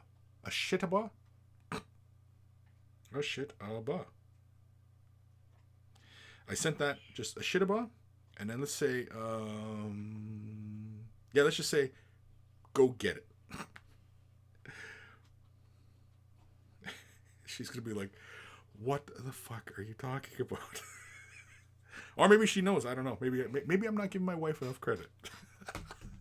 She's at work right now, so yeah, she has to work on a Sunday. I know, shitty. Anyway, I'm gonna get a message back. She's like, what the hell are you talking about? Captain Spasmo, Golden Monkey Tea. Ooh, I don't know, Golden Monkey? Sounds a little too close to like golden showers, but all right. Old man Logan, blah, can't drink black coffee, just can't. Because I've completely cut sugars out. Because I used to do just black with a little bit of honey. I dropped the honey, just black. I just drink it just black now. And I mean, I enjoy it. It's coffee. I actually don't really think that much about it. I'm more after the caffeine fix. I want the caffeine fix. So just hook it to my veins, essentially, you know.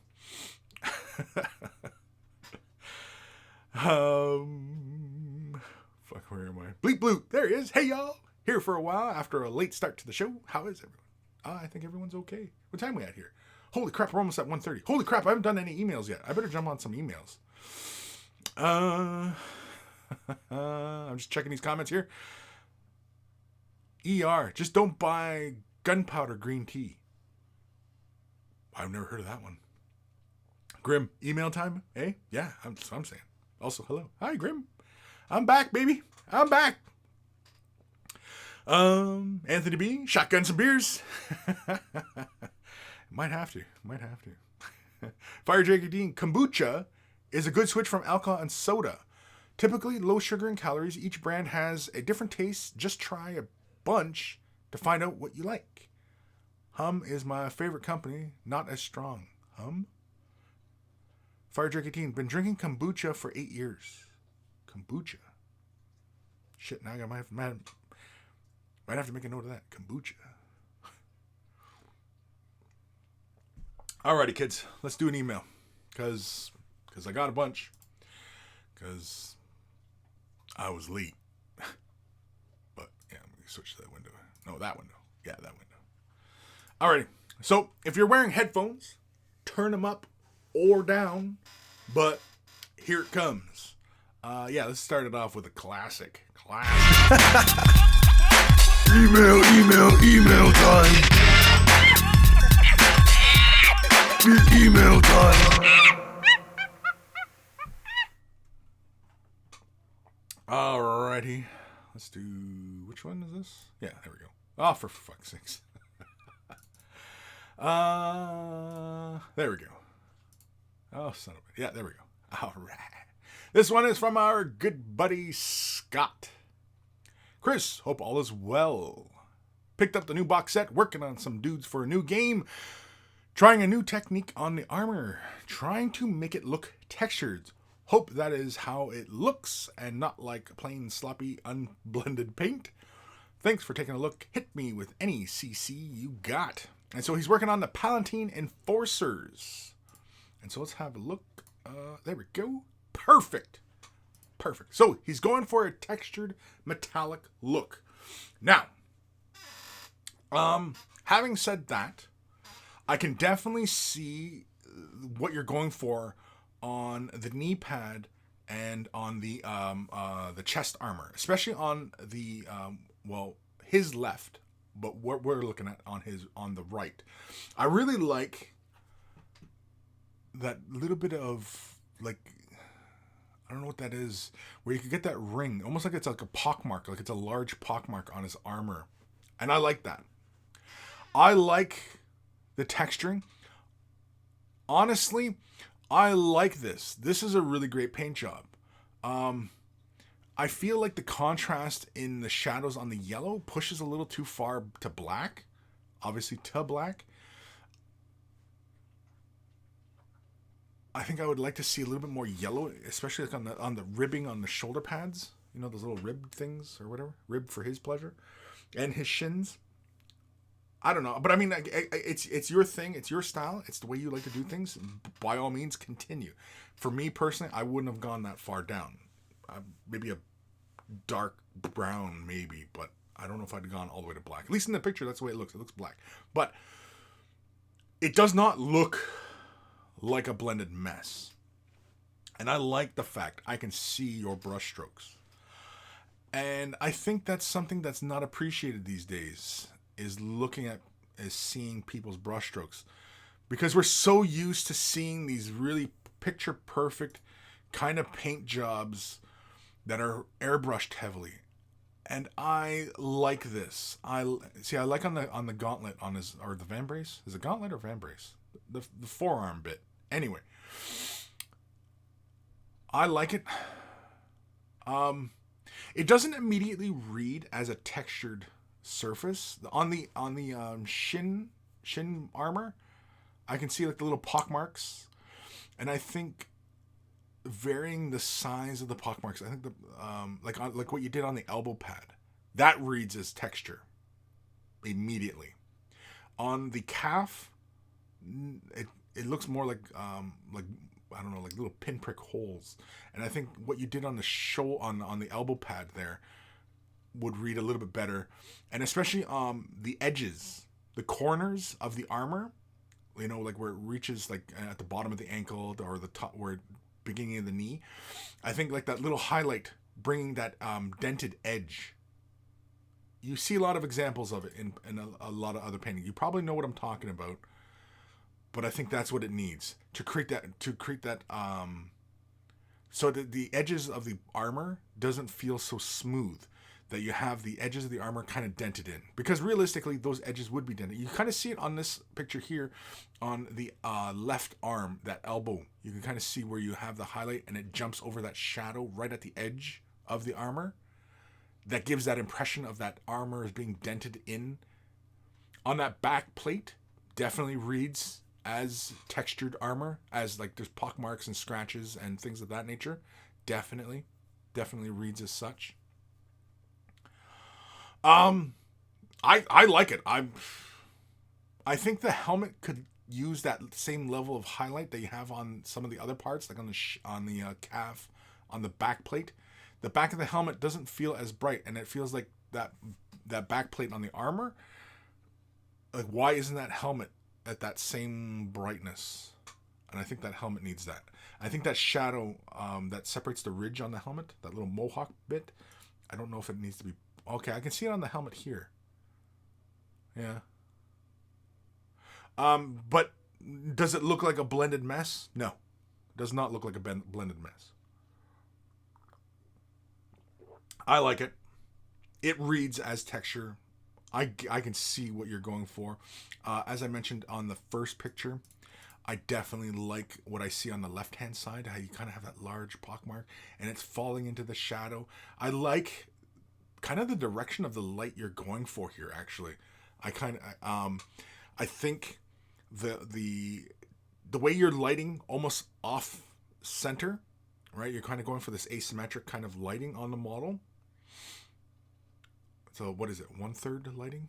Anyway, it reads very well on the model for the armor, but the loincloth doesn't feel like it's following that. It feels like on the left-hand side, or what we're looking at on the right-hand side, there's too much highlight. You know what I mean? It feels like... Oh, I wish I could draw on the screen. Can I draw on the screen? Like, it feels like the light source is not directly over the model. It feels like it is just off to the left visually. It feels like the light source is just off to the left. And I like that. I like that, and there has been great examples of that in the past. And it feels like that loincloth should have that same kind of attention. Was this work in progress, or are you done? I imagine this is probably just work in progress. But thank you, Scott. That's fantastic. I think a little less uniformity, definitely, in your in where you're putting in, the little dots and the edges of armor, right where it's like, the edge of the armor, creating that highlight. Like if you have the edge highlight and then stop and then have a little dark point and then another thing, that creates that illusion that there's a dent in that piece. You know what I mean? You've seen it 100 times, I'm sure. I think that's what you got to do. And I think incorporating like the occasional scratch, one or two here and there. Like on one knee pad, might have a scratch. The other knee pad might not have any, right? That kind of thing. Go for that asymmetry on the model. Especially where you have, say the shoulder pad, like the way the leg is bent, and this knee pad definitely would be darker because less light is hitting on it. Especially if you're going for more of a realistic kind of light sourcing. That at least that's the way it reads to me. Is that you're going for more of a dramatic lighting, right? It feels like the light is not directly above the model coming straight down. It feels like it's over here, so it would be throw in a cast this way, and it feels like the highlights reflect that on the armor, but on the cloth bits it doesn't feel like it's reflecting that light sourcing. So I think that would be the next one. But definitely really fantastic work, and thank you for sending that. It's a bit late. Holy shit, was that? How long have I been out of commission? That was that was the 18th of November that he sent that. I've been out of commission that long? Man, I got a lot of time to make up for then. Here's another email. This one's from Steve. Hello, Kris. I have been watching Wave the Brush for a few years now, but unfortunately can never catch it live due to work. I have been working on Space Wolf Army ever since I watched your quick tip on painting 30k Space Wolves. I love the old color scheme Mark III armor, but also love the 40k models like the Wolfen and gunships. So I'm using the 30k theme on my 40k army. Cool. I only have a few models finished, but I want to share my progress with you and the monkeys and see what everyone thinks.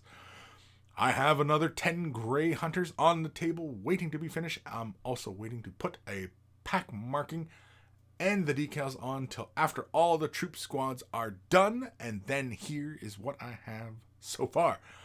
I really enjoyed wet blending the fur on the wolves. Was a nice break from armor panels. Steve. Awesome. Well, that's great. That's really awesome that you're taking the time to try out, breaking the norm,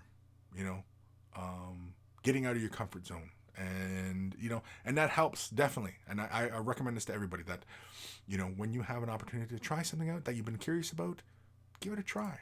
Just give it a try. There's no harm in just trying. And don't be afraid to not do it right, to fail at it. Don't be afraid to fail at it. So here are his Space Wolves. I love the big pooches. I always like big doggies. I'm a dog person. I'm not a cat person. Sorry, folks. Sorry, people out there who are cat people, but I ain't a cat person. I'm a doggy person. Very cool. Nice and clean. Like the plasma effect.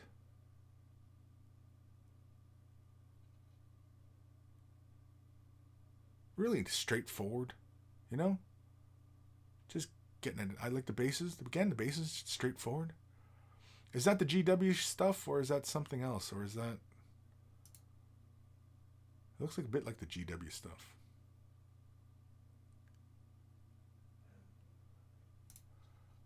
Nice and clean though. I like it.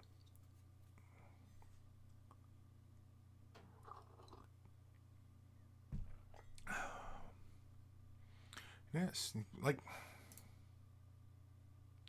straightforward.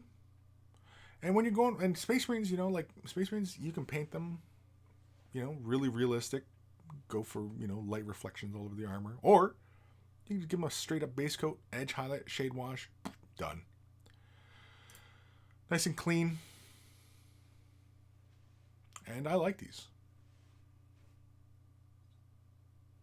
And when you have a bazillion of these guys to do, and you kind of just want to get the project done and get them on the tabletop and have them looking cool, definitely. Because when you have like 50 of these guys on the table, that is gonna look more impressive than the individual paint job. But individually, they look good. They're nice and clean. You did all the little hoses and the ribbing. I don't see any obvious points where paint isn't where it should be, like where you didn't color out the lines, is what I'm saying. And that's fine. I like that you wet blended the wolves fur just to get that initial transition, then just quick dry brush over the fur. It's exactly what I would have done. I would have done a quick blend from the spine to the belly, do that blend, give it a thin down shade wash, and then a quick dry brush, and you're done. Pick out the details, you're done. I think the wolves, though, I definitely would have tried to take care of that seam line. Only critique. Take care of those seam lines. When going for really straightforward paint jobs, where you're just kind of getting them done for tabletop, taking the extra minute to take care of those seam lines, will pay dividends, especially when you're going for a much cleaner, broader type of paint job. Yeah. But it's really nice work on just doing that blend. And just having the bravery to do it. Definitely. A tip of the hat, as it were. Definitely. Really nice work, nice and clean. Yeah, my only real critique would be taking care of the mold. But I mean, like, I'm looking at like the space holes. I mean, like, in part, it's GW doing good model design that they're not clipped from obvious points. There's no seam lines running through. You know what I mean? Like, they're obviously paying attention to these kind of things, and so But like, I'm looking at like your guns, because typically the guns have that seam line running down the middle of them, kind of thing. I don't see that. No, your Marines look really great. The Marines look really great. It's a base coat, it's a shade wash, it's a highlight, boom, done. But when it's done, just picking out the details, giving everything its colors, it looks fantastic. And yeah, once you throw those decals on, definitely. Decals, transfers. What word were you using? Anything in the comments here? Oh, come on. Anything in the comments I'm missing? ER, gotta head out later. Peep Eater, the knee pad comment. The idea of lesser wear on one than the other immediately makes more realistic, because the trooper will tend to favor one when he takes kneeling position to shoot. Sure, yeah. And visually, it look, especially when going for realism, asymmetry. When things are too symmetric, it immediately jumps out to the viewer, and it's like, it's symmetric, you know what I mean? But it just, it's like that, what is that term? Uncanny Valley. It's kind of like that. It's not the same thing, but it's kind of in that ballpark. It's something, because immediately humans recognize patterns very quickly. For whatever reason, we're hardwired to recognize patterns. And so, yeah.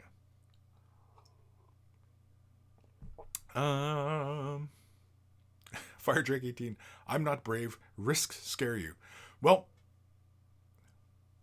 but to stand there, recognize that you could see a risk. It does scare you.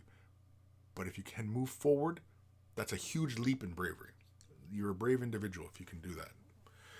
Yes, there are a lot of people who are stymied by something like that, but if you can do it, you're all the better for it. And once you start doing it, you do it a little bit more, and you get better. And then all of a sudden, you know what I mean? You're a force of nature at some point when you are brave. Jumping foolhardily into something obviously is not smart, when you can assess something and then have the strength to move forward. You know what I mean? That's where you want to be. It's where I want to be. I'm not there yet. Captain Spasmo, pattern recognition is a survival trait. Yeah. You're right. It is. You're right. You're right. Okay. Let's do another email. This one is from our good buddy Dirk. Dirk shared them Google Drive. I tell you guys all the time. Send us attachments. Well, he sent them as attachments, but because there's high res, maybe. Anyway, hello, Kris. Just a few of the models I've been working on. I have all the crews for Core Space, about 40 plus models. They're really cool models too, by the way. Core Space. If you're not sure about the game, give it a try. Anyway, here are a few I finished recently, and hopefully I will upload the others next week. I tried to get these finished as quickly as possible to play with, so I didn't bother with highlights. I pretty much used a lot of contrast paints and dry brushing. I don't bother with the faces, but when I go back over them in the future, I intend to do some of the detail work. Fire Drake 18. So let's have a look at Fire Drake 18's contrast paint jobbies. Jobs. I like Buddy on the far left. I have that guy. Yeah, he looks like he's doing kung fu. Oh yeah, and I did the yeah. Were you following my idea on doing the captain there, Captain Buddy? Anyway, really good. yeah, I mean, contrast paints, man, right? They just make life just a little bit easier. Just a little bit. You know, laying contrast down is your base coat and shade wash in one phase. That's the only advantage, really, of contrast. It's not the end-all, be-all painting. Of course it isn't. But it does make life a little bit easier, especially when you got projects like this where you want to have your gaming pieces ready to go. Have your friends over and play a game. And, you know, why not? And, yeah, makes life just that much easier. I really like the texture on Buddy in the middle on his flesh. It's really cool. I haven't seen that model before.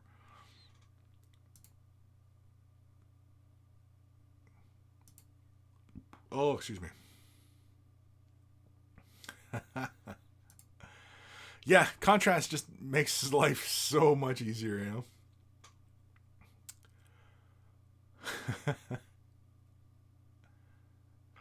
But very, very cool. Because you're so early into. Oh, I like your robot. I was gonna do my robot, pretty much like Buddy from Rogue One.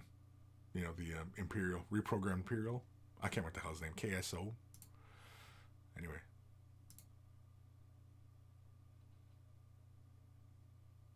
Yeah, contrast paint, man. Like this probably took you all of what, 5 minutes? It probably wasn't that fast, but yeah. But really nice work. Thank you, Fire Drake, for sending that in. I like he even got a little bit of a glow on his eyes. And Buddy on the left here, he looks really good.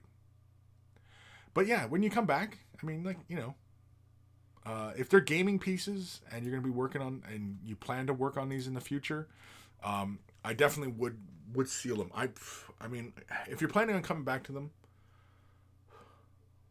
why not just try and get them done now? Like, or pick out these little details. You know, just do a session where you just have all the flesh, and if you know the flesh tones are going to be the same, you know what I mean? Everybody have a similar flesh tone. Just, you know, do them the same thing. Do them now. You know. The other thing I would caution as well, a few of these models, some of them felt a little bit too many colors, but I guess you're kind of going for like a, you know, sci-fi type, cyberpunk type of deal. I would be cautious of too many colors. Like I even, you know, I did the tutorial on the captain, and it looks like you kind of borrowed the color scheme I did. I don't know if I borrowed the color scheme from the book. Did I do the same thing as the book? I kind of did. I gave him the red vest and I think bluish pants or something. Anyway, I'm looking at the model right now. It's a similar thing. I don't know if you did the same thing or what, but anyway. Yeah, just be cautious of laying down too many colors. You know, typically with miniature painting, you don't want to go past 3 main colors. 2 colors if you can. 3, you know. If you're going with 4 main colors, you're putting too many colors down. Now we're talking about the main colors. So if we're talking about the pants, the shirt, the flesh, you know what I mean, the guns, stuff like that. You don't want to go too many colors. But I mean, going with white and black and grays, you can pretty much go anywhere with those. You can have those in any portion. But realistically, with most miniatures, you only like if you're going with red. If you go with just red and black and white and gray, it's gonna look fantastic, right? If you go with red, blue, black, white, and grays, great. Red, blue, yellow, little black, white, a little bit of black, a little bit of gray, right? It's fine. Red, blue, yellow, green, starting to look a little bit rainbowy, and you know what I mean? Like there's just too many colors at play. You know what I mean? Typically, when you're dealing with colors, you often don't want to go too far because it'll start to look like a mess, and so. Like I was looking at your big rhino, the yellow dude. He's a good example of pretty much just 2 colors, essentially. He's yellow and red, but he has the gray-black going on. You know what I mean? And, yeah. But whereas Buddy, who's beside him with the green jacket, and he's got the white pants, but he's got the dark flesh with the dark hair, but he's got a yellow pocket or yellow device on his thigh or whatever. I don't know. That, you know what I mean? Like, you know, again... 3 colors is kind of, you know, is kind of close to pushing it as far as the amount of colors. Like the one fella who has the blue shirt red on his pants with blue and yellow arms, and he's got like a brownish head with the black. You know what I mean? It's starting to feel like a little bit too many colors going on. So just be cautious of that in the future with, other miniatures. But otherwise, Fire Drake, awesome work. Looks great. And, why not just jump into, getting them done, right? Any comments on missing Fire Drake 18? Yes, you did paint the yellow and follow. Yes. I sent another email today that was better quality. Okay, cool. Okay. Captain Spasmo. Only fools and corpse emperors are without fear. I could not agree more. This one is from Pirate Captain Daniel. Hey, Kris. For this week's completed miniatures, we have a squad of Skitarii Rangers armed with, what the hell's that word? Transuranic Arquebus? Jesus H. And the Plains Runners from Untamed Beasts. The Skitarii are my usual get it done the best you can without worrying over the nitty gritty, and the Plains Runners were somewhat of a practice painting blue. As after 12 years, I'm finally painting blue models. Nothing against blue. I've just not been something I've ever chosen. The theme is winter with my Untamed Beast, although, as one of my friends pointed out, it must have been cold butt cheeks in those leather thongs. Hopefully, I'll get the rest of the warband completed before the end of the year. Cheers, Pirate Captain Daniel. And so, he's got some Skitarii going on. Here we go. And I think we've seen this color scheme before. Again, this is a really nice example of a nice, clean paint job. Yeah, it's just nice, clean paint job. Straightforward, tabletop. You don't have to go crazy getting your miniatures done. Just, just slap some color on. They look great. And, you get a whole horde of these guys on the tabletop, and it's going to look fantastic. Oh, that was already a close-up. The last picture actually was a better close-up, because this guy was in focus. Anyway. Oh, screw off. There we go. And so let's have a look at these. What the hell are these guys? Winter somethings? Really, really cool. I like, you did some little tattoos on them. You got some blue on their arms, like tattoos on the face. Very, very cool. I think if you're going to stick with this kind of blue scheme going on, I think the eyes, maybe a bit brighter eyes, or painting those eyes like a white with the blue or black, bring out the eyes. This looks like a base coat shaded affair. I think a little bit of edge highlighting or dry brushing on the fur to really bring that fur out, and the ends of the hair I think would be really cool. And also the bone, bring just a little bit of dry brushing to the ends of the weapons and things like that, like up by where the teeth are. Don't have to dry brush the entirety of the areas, just pretty much where the teeth are, or just picking out the teeth in a light bone color, or even almost white. I wouldn't go with pure white, I'd go almost white. Same with the hair, light dry brush of a lighter blue just on the very ends of the hair, either as an edging or as a light dry brush. And again with the fur, I think just a very minimal dry brushing of a light gray, just a bit brighter gray than what you're used as your base coat and a shade wash, or if that's contrast, I don't know. But either way, a light gray, just a light dry brush, not over the entirety of the fur, just up closer to the ends of the shoulder, or where the shoulder muscle would be, I guess, kind of bring it out from there. It doesn't have to go all the way to the center of the chest kind of area, just on the edge of the shoulder. Very, very light dry brush. Or edge highlight, whichever one you're more comfortable with.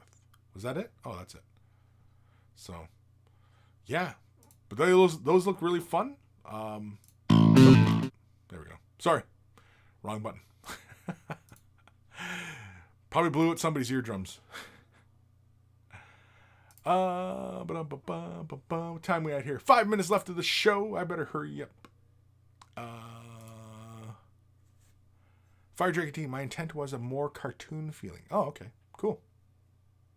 Yeah. No, yeah, for the core space. Absolutely nothing wrong with them. And if you wanted to push that more cartoony kind of vibe, try black lining, separating areas, like say where the coat meets the pants and it kind of overhangs and there should be like a little shadow.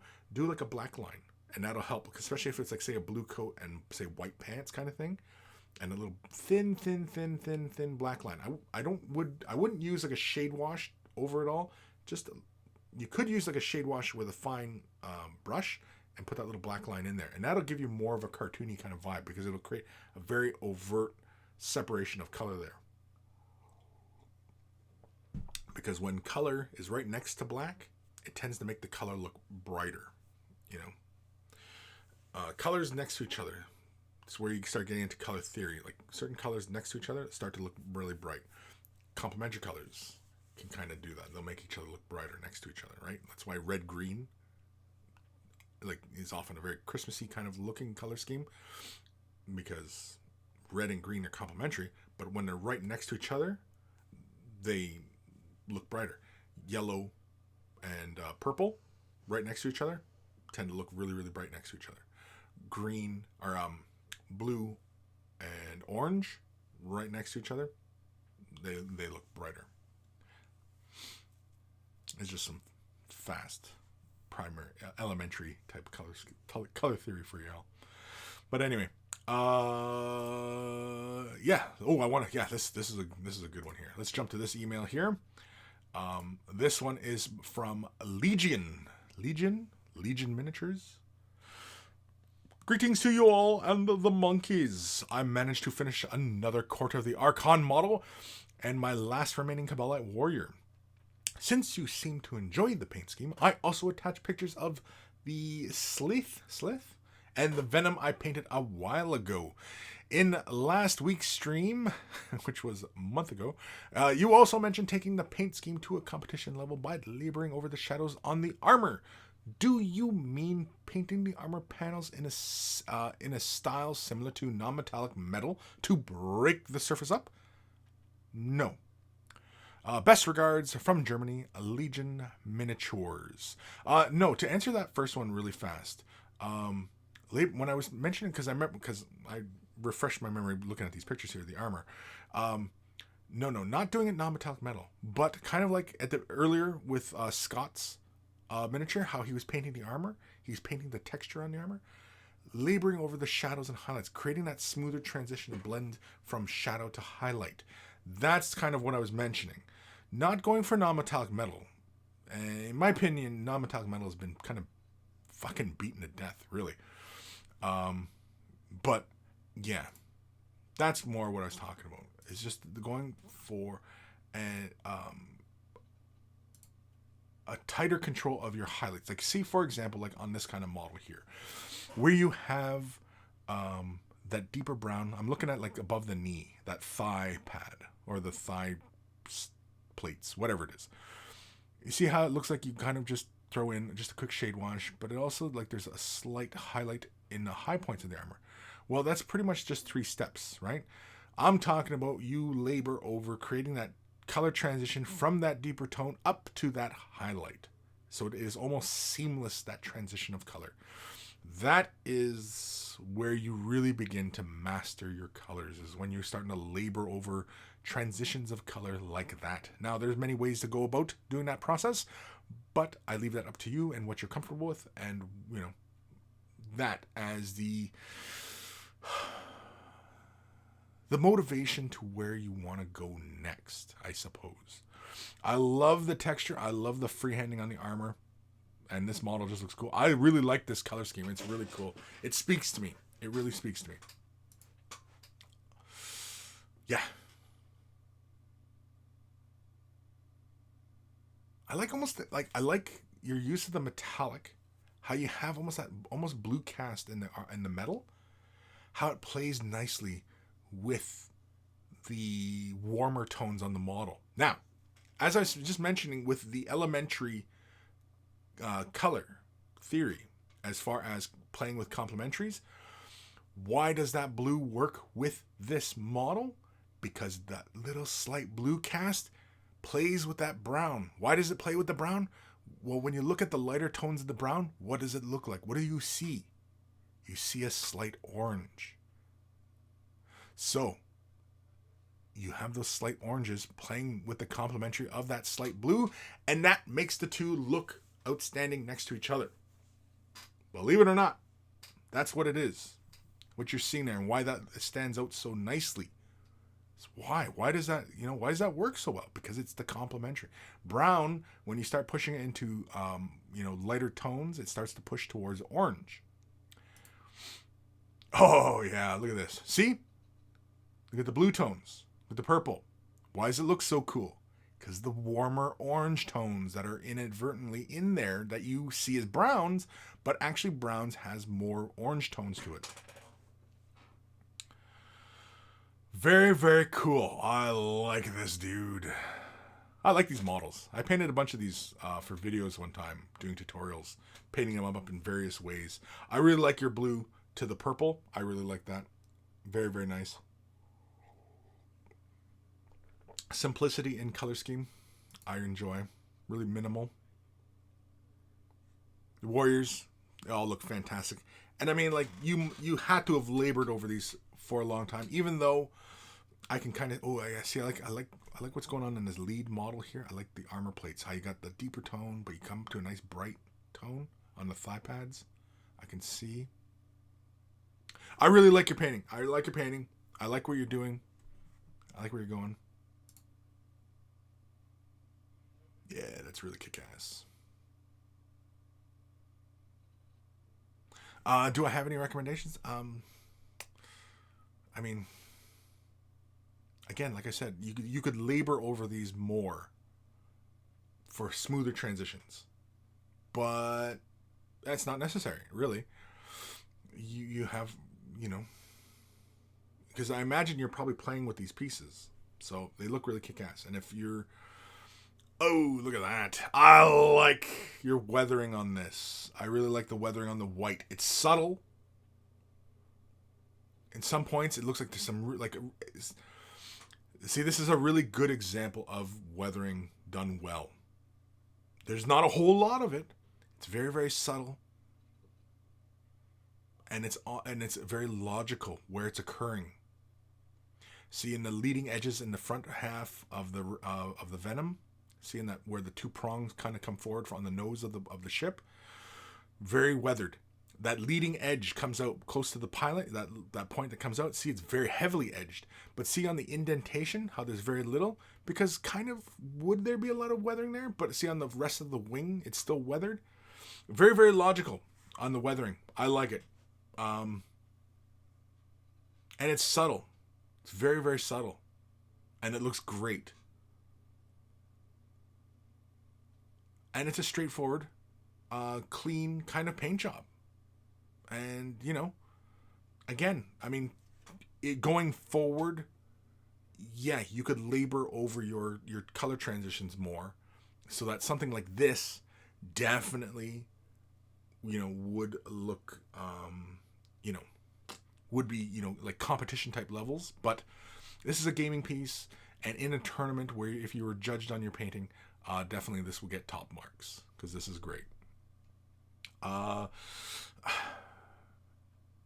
I'm trying to think of like where this loses for me. Maybe the flesh tones, but again, the flesh tones look really good. I think I would go up a little brighter, but it looks really great. Just a little bit more definition, but it looks really great. For what you're doing, I mean, this works. This works. Mold lines, seam lines, stuff like that. Looks like you're taking care of those. Nice clean application. The bases are good. They work with the models, the scheme. It feels very dry. It feels, where we get a sense of the environment in which is happening and how everything's occurring. And, yeah. Oh, is that it? Oh, that was it? Oh. See, I really enjoy the weathering on this one. This one's really, really good weathering. I like this. I really like that you took this very subtle approach, because if you push the weathering too far, especially because it's white, it would look a mess. It would look a mess. But I like how you kept it very, very subtle, and you've got these really, really fine scratches on the surface, and I really like that. And I would like to know what you did to get those really fine scratches. Was it just simply just a flick of your wrist and a single brushstroke? Was that it? Did you just commit to it in a single brushstroke? Just it said, "Fuck it, I'm just one brushstroke, and I'm gonna do it." Because that's what it looks to me. It looks like a single brushstroke, and you accomplished that look, which, takes cojones to just commit to a single brushstroke. You have to know the thinness and thickness of your paint to commit to a single stroke like that, and know that's what the result you're going to get is what you were looking for, and I like that. That truly is the way of the brush.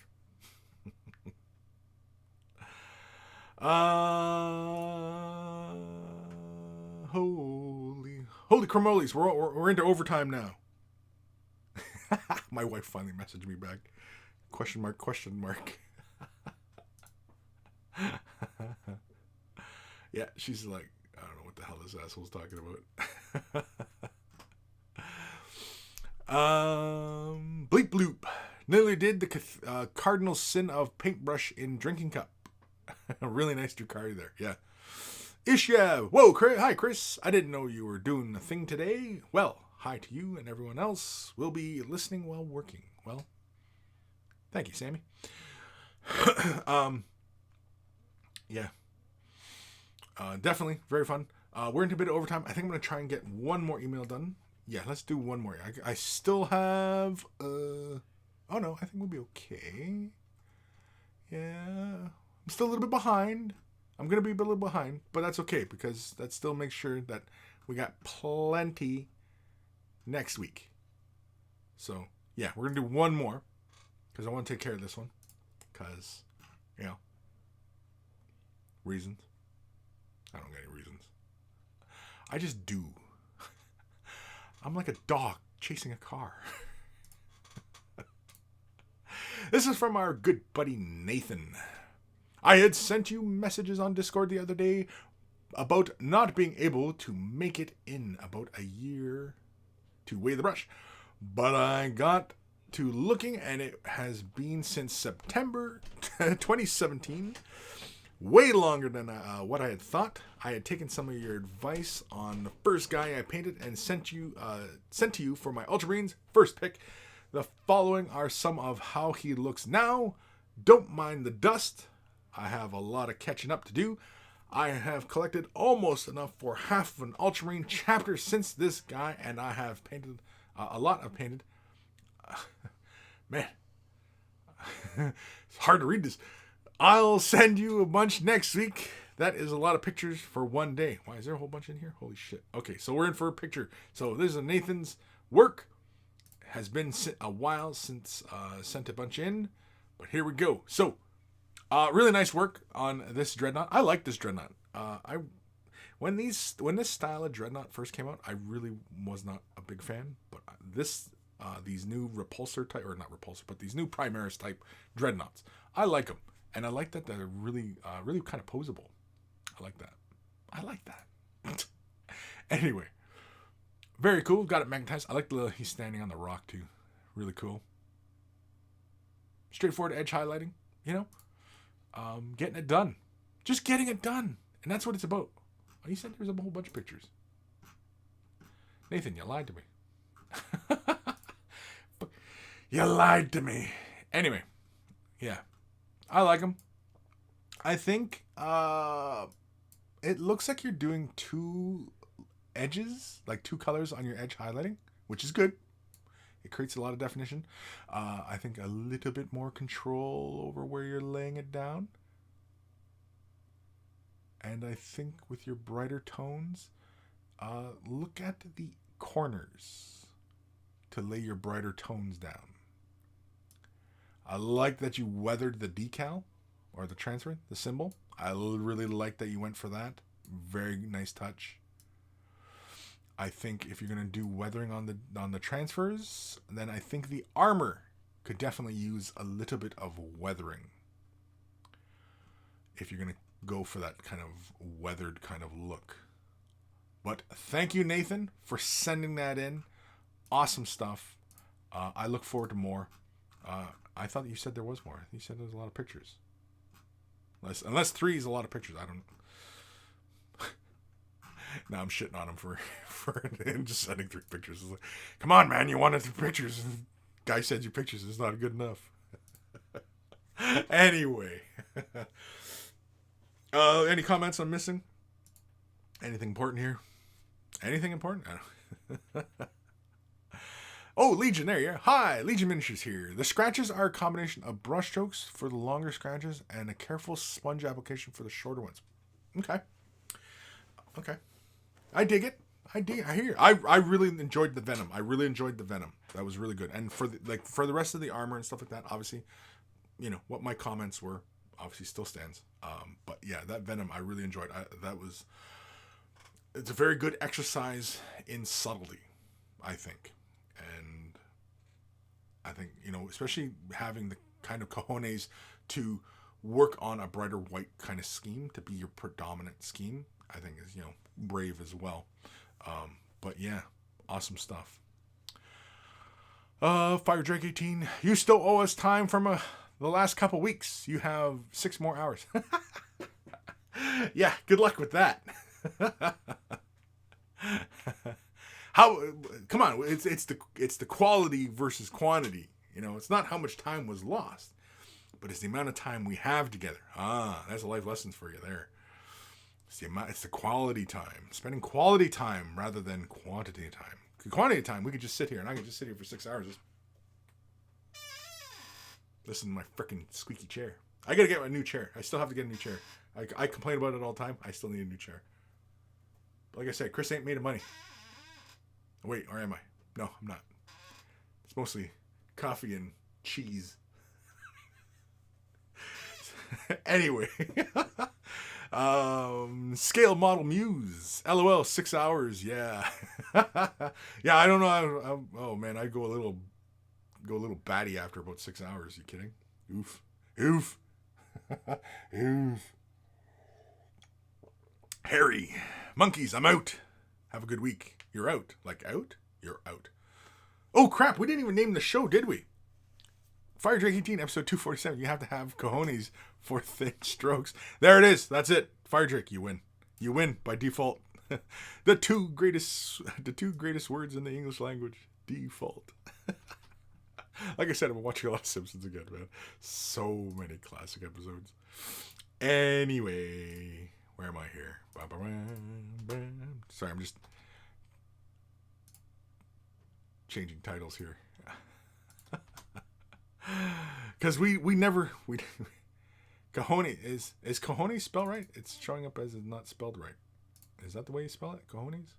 I don't even know. I'm an idiot. Cojones. Cojones? Is that right? Cojones. Good thing he's got the cojones. That's kind of how I want to paint it. I read that name there. Twitch name. That's how I want to read it. Pete Beaters. So the missed episodes would have been terrible quality? Would they have been? Maybe. I don't know. Just sit here. That's just spending time together, right? You just pad the hours. Just sit here. Whatever. Or we can go for quantity. Or quality. Fuck. Oh, I'm getting hungry. That's what it is. I'm getting hungry. I need lunch. Cojones. Is it cojones or cojones? Is it C-O or C-A? Because I've got C-A. Which is it? What's the correct spelling? I don't have the time to spell check it. I'm a busy man. Mini painting giant. Out like a belly button. And hello all. Out like a button. Innie or an outie? Anyway, scale model Muse. I'd like to have 6 hours to myself. Totally. Like just 6 hours to yourself? For some you time? Is that what you're saying? Is that what you're saying? I don't know. Sorry, I'm just kind of clicking around here. Is that the correct spelling? Cojones? Is that it? C-O? I don't know. Come on, people. Oh, I'm gonna have to Google it now. Cojones. It is cojones, right? Borrowed from the Spanish word plural cajone. Or from vulgar Latin. Jeez Louise. Vulgar Latin. Colonium? Colonum? What? Anyway, it's C-O. Okay, I gotta correct this now. Oh, I gotta fix this now. Cojones. To have the cojones. Oh, what the frick? What the frick? Didn't save that. Why didn't it save that? To have the cojones. There we go. Done. Save, you asshole. There we go. I don't know how a computer or stream can be an asshole, but it is. Alrighty. Captain Spazzo, to spell cojones. Cojones? Cojones. Yeah, we're all, it's C-O. Yeah, thank you. Now all the comments are flooding in. It's cojones, you asshole. Yeah, I know. I get it. I get it. Scottle. Wow. Can't even read now. Scale model muse. Just without having to do for others or work yet. The 6 hours, yeah, to have the time, yeah. I hear you. Since my computer's been down, I've actually been having the itch to get work done. So, believe it or not, I want to keep doing this. I know it doesn't make a lot of sense. Why would anyone want to subject themselves to all this abuse? But yeah. So anyway, I think we're done there. Yeah, we're 20 minutes over. We're into OT. 20 minutes OT, and I'm getting sweaty. I'm hot because I need my lunch. I need lunch. I need a meal. I need food. The sugars. Oh my god, my sugars are getting. No, since I've been on the meds, I've been pretty good. Anyway. If you're attending live and you want your questions answered, send your comments in there. If you're watching this after the fact, you can send an email to chris@wayofthebrush.com. It is in the description below, right down there. Or maybe it's over here. No, it's down there, I think. It all depends on which way your window is oriented. But it's usually in the description. It's wayofthebrush.com. Central hub of all this silliness. Has links to the social medias. Instagram. Twitter. I post updates on Twitter. Follow me on Twitter all the time because usually that's the first thing I hit when I'm saying if there's no show, if there is a show, follow me on Twitter. Instagram, I post pretty pictures. I try to, all the social media stuff, I try to kind of differentiate what kind of crap I'm doing. Sometimes it's kind of broad. I hit them all at once kind of thing. Kind of like when I do when I'm an announcement for the show, I kind of just hit everything, So anyway, you want to stay in touch with it, social medias. Also, Discord. Join us on Discord. Discord's a lot of fun. We keep the conversations rolling there. And, if you absolutely, positively need your question answered immediately, ask it on Discord. Because, yeah, I'm usually in and out of Discord all day long. And a lot of the monkeys are all in there. And it's been fantastic. And so, Discord's been a lot of fun. And, I listen to viewer feedback and Aqua, young viewer. Because I listen to the kids, because, kids are the future, right? Something like that. Wasn't there a song like that? Anyway, as I'm rolling my eyes, he had mentioned Discord. And I was like, I don't know what Discord is. And so, tried it out, and it's been fantastic. And we've made a nice little community. And it's a lot of fun. And, this is a great way to stay in touch. I'm in there. Like I said, I'm in there all the time. We have various channels. And, I'm okay with people speaking their minds as long as nobody's offending each other. And, but I have channels for, very ridiculous conversations for, straight up, hey, I need help with my painting and other stuff. So got all sorts of channels. Try and post within those channels. I know a lot of the monkeys don't post within the channels. Conversations jump channels, and I don't know, people, it's monkeys. I've given up trying to figure out the monkeys. It's just, they just do kind of what they want. I just try to make sure no monkeys are hurting each other. I just try to make sure that's what it is. I try to make sure monkeys aren't hurting each other, but otherwise I let the monkeys run about and run amok. That's fine. Monkeys do what monkeys do, but as long as they're not hurting each other. That's all I'm concerned with. No monkeys are hurting each other. So anyway, Discord, a lot of fun.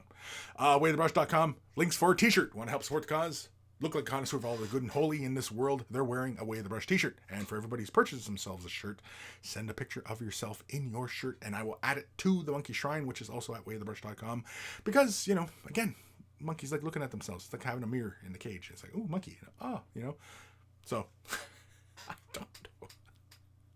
And of course, the big one is on wayofthebrush.com is link for Patreon support. I'm independent these days. You want to help support the channel, help me grow, help me, keep up to date and, with technology and, the games. And also I've been producing painting tutorials. I also do the show. Occasionally I'll do battle reports, and I have ideas for other one-off kind of videos, some kind of funny, some kind of informative, whatever. And so you want to help support and make those things happen. And also it helps, keep Kris free to do these kind of things and, dedicate so much time to you guys, to help you guys. That really, that's what it is, helping me to help you and also help me from getting a real job. Because if I get a real job, then the channel most likely will slide and fall off the radar. And yeah, so with your support, I don't have to do that. And of course, I have various tiers in which you can support at. And of course, there's other perks. I recently just completed getting dice, first load of dice out to people who have updated their information to me so I can ship them dice. And so, yeah. And, like Lord Krabby just signed up today. Thank you very much, Lord Krabby. And at the tier level he's supporting at, it's 6 dice. I think it's 6 dice. Is that what I said? 6 dice? So I got to send him some dice. And they'll roll mustaches all day long. I put the mustache on the 6. Anyway, so Patreon support, huge thank you. Glad you guys. And of course, if you're not able to support monetarily, you're not able to support by money, thumbing up the video, liking, commenting, subscribing, and sharing this video. Sharing is a big one. Following, if you're on Twitch, it all helps. It all helps, and it only takes a click of the button, and you're helping me out tremendously. Sharing is a big one. Sharing the video and commenting, liking, all that. It all helps. So huge thank you. And of course, a huge thank you to Carl, aka Guymere Alfer, aka Beer and Blood Bowl. That's his YouTube channel. Check him out if you love yourself some beer and you love yourself some Blood Bowl. We always say thank you to Carl for taking the time out of his busy day to create the email jingle that plays before the email segments of the show. So always a huge thank you to Carl. And so, yeah. Is that it? Any last comments from anybody? Ghost Starman Deluxe. Kids are the future. Illuminati confirmed. Oh man, Scale Model Muse. Food sounds good right now. Yeah, I'm gonna go get some food. I need to get some food. Mini Painting Giant. They're like Pokemon, Kris. Gotta catch them all. Yeah. Aaron Siege, Discord on my PC took a crap. Can't get it open. It just opens to a black screen. Uninstall, reinstall. I don't know. Are you on Windows? Put it on your phone. It's got a mobile version, or you can just view it through the browser. If you got your browser still working, you can view it through your browser. But either way, Discord's really fantastic and a versatile program because you can be it on mobile, you can be it on your browser, or you can download the application. There's no reason why not everybody's not on Discord and have little Discord communities. I think everything is on Discord these days. And of course, too, it's also a Nitro boosted channel or server. So we can do custom emojis, and which there are a few, thanks to Piehead, who's helped out in that tremendously.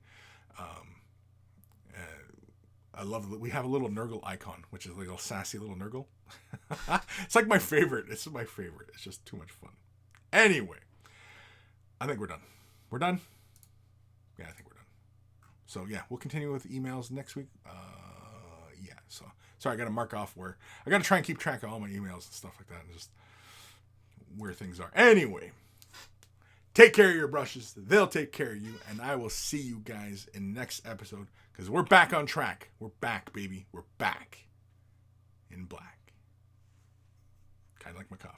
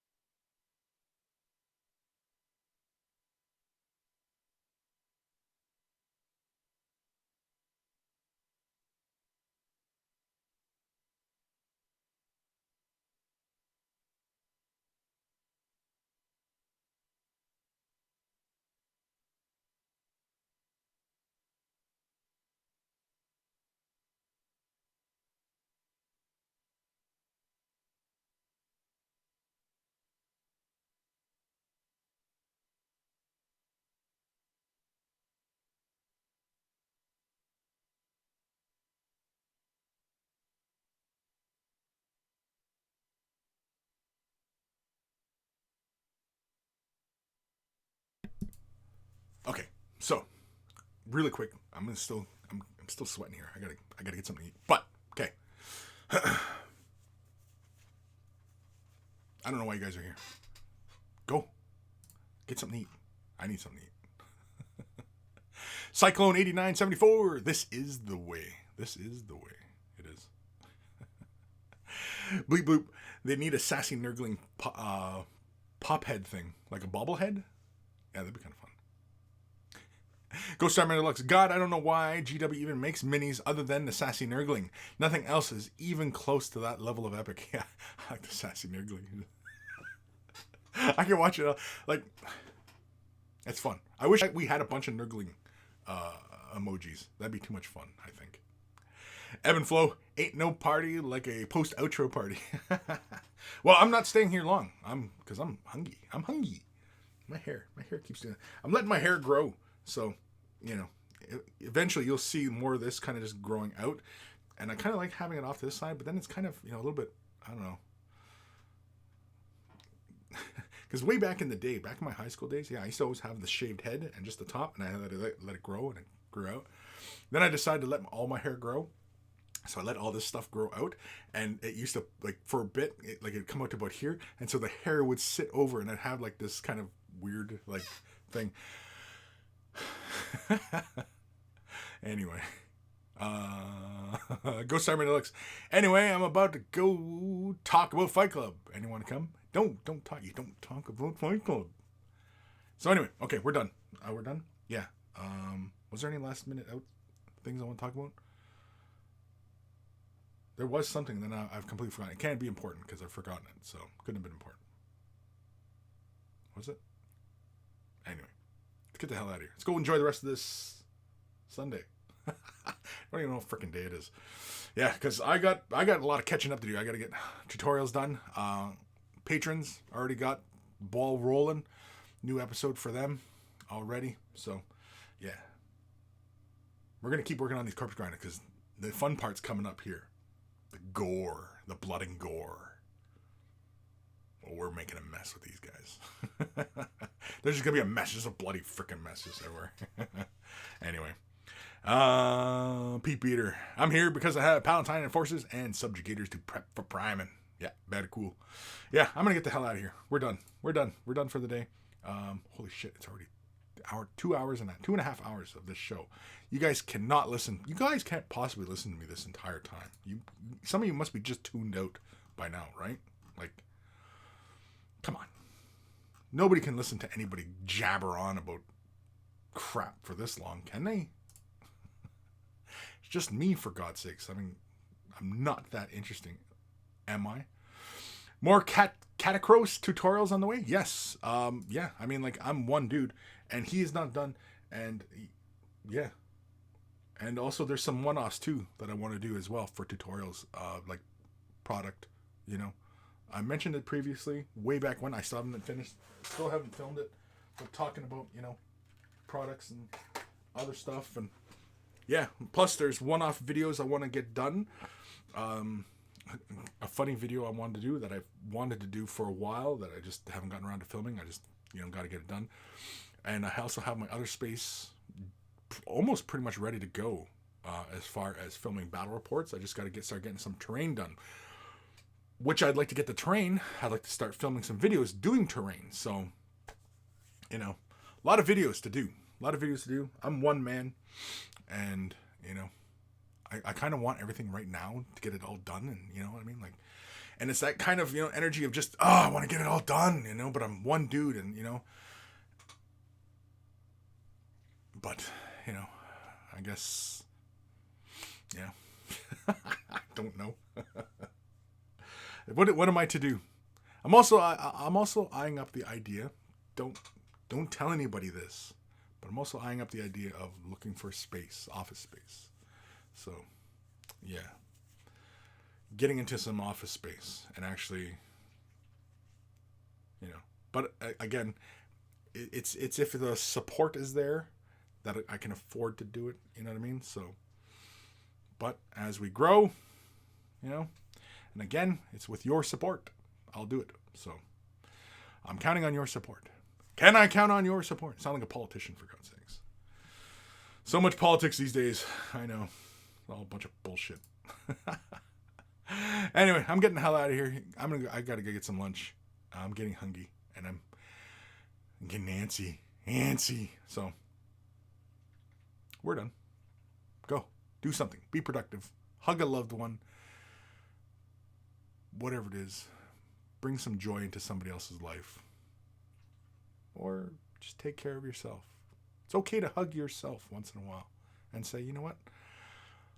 Maybe I am a good person. Or maybe I am an asshole. I don't know, one of the two. But self-reflection is very important. I don't know where I'm going. I'm fucking rambling at this point. I'm getting out of here. Go. Be good.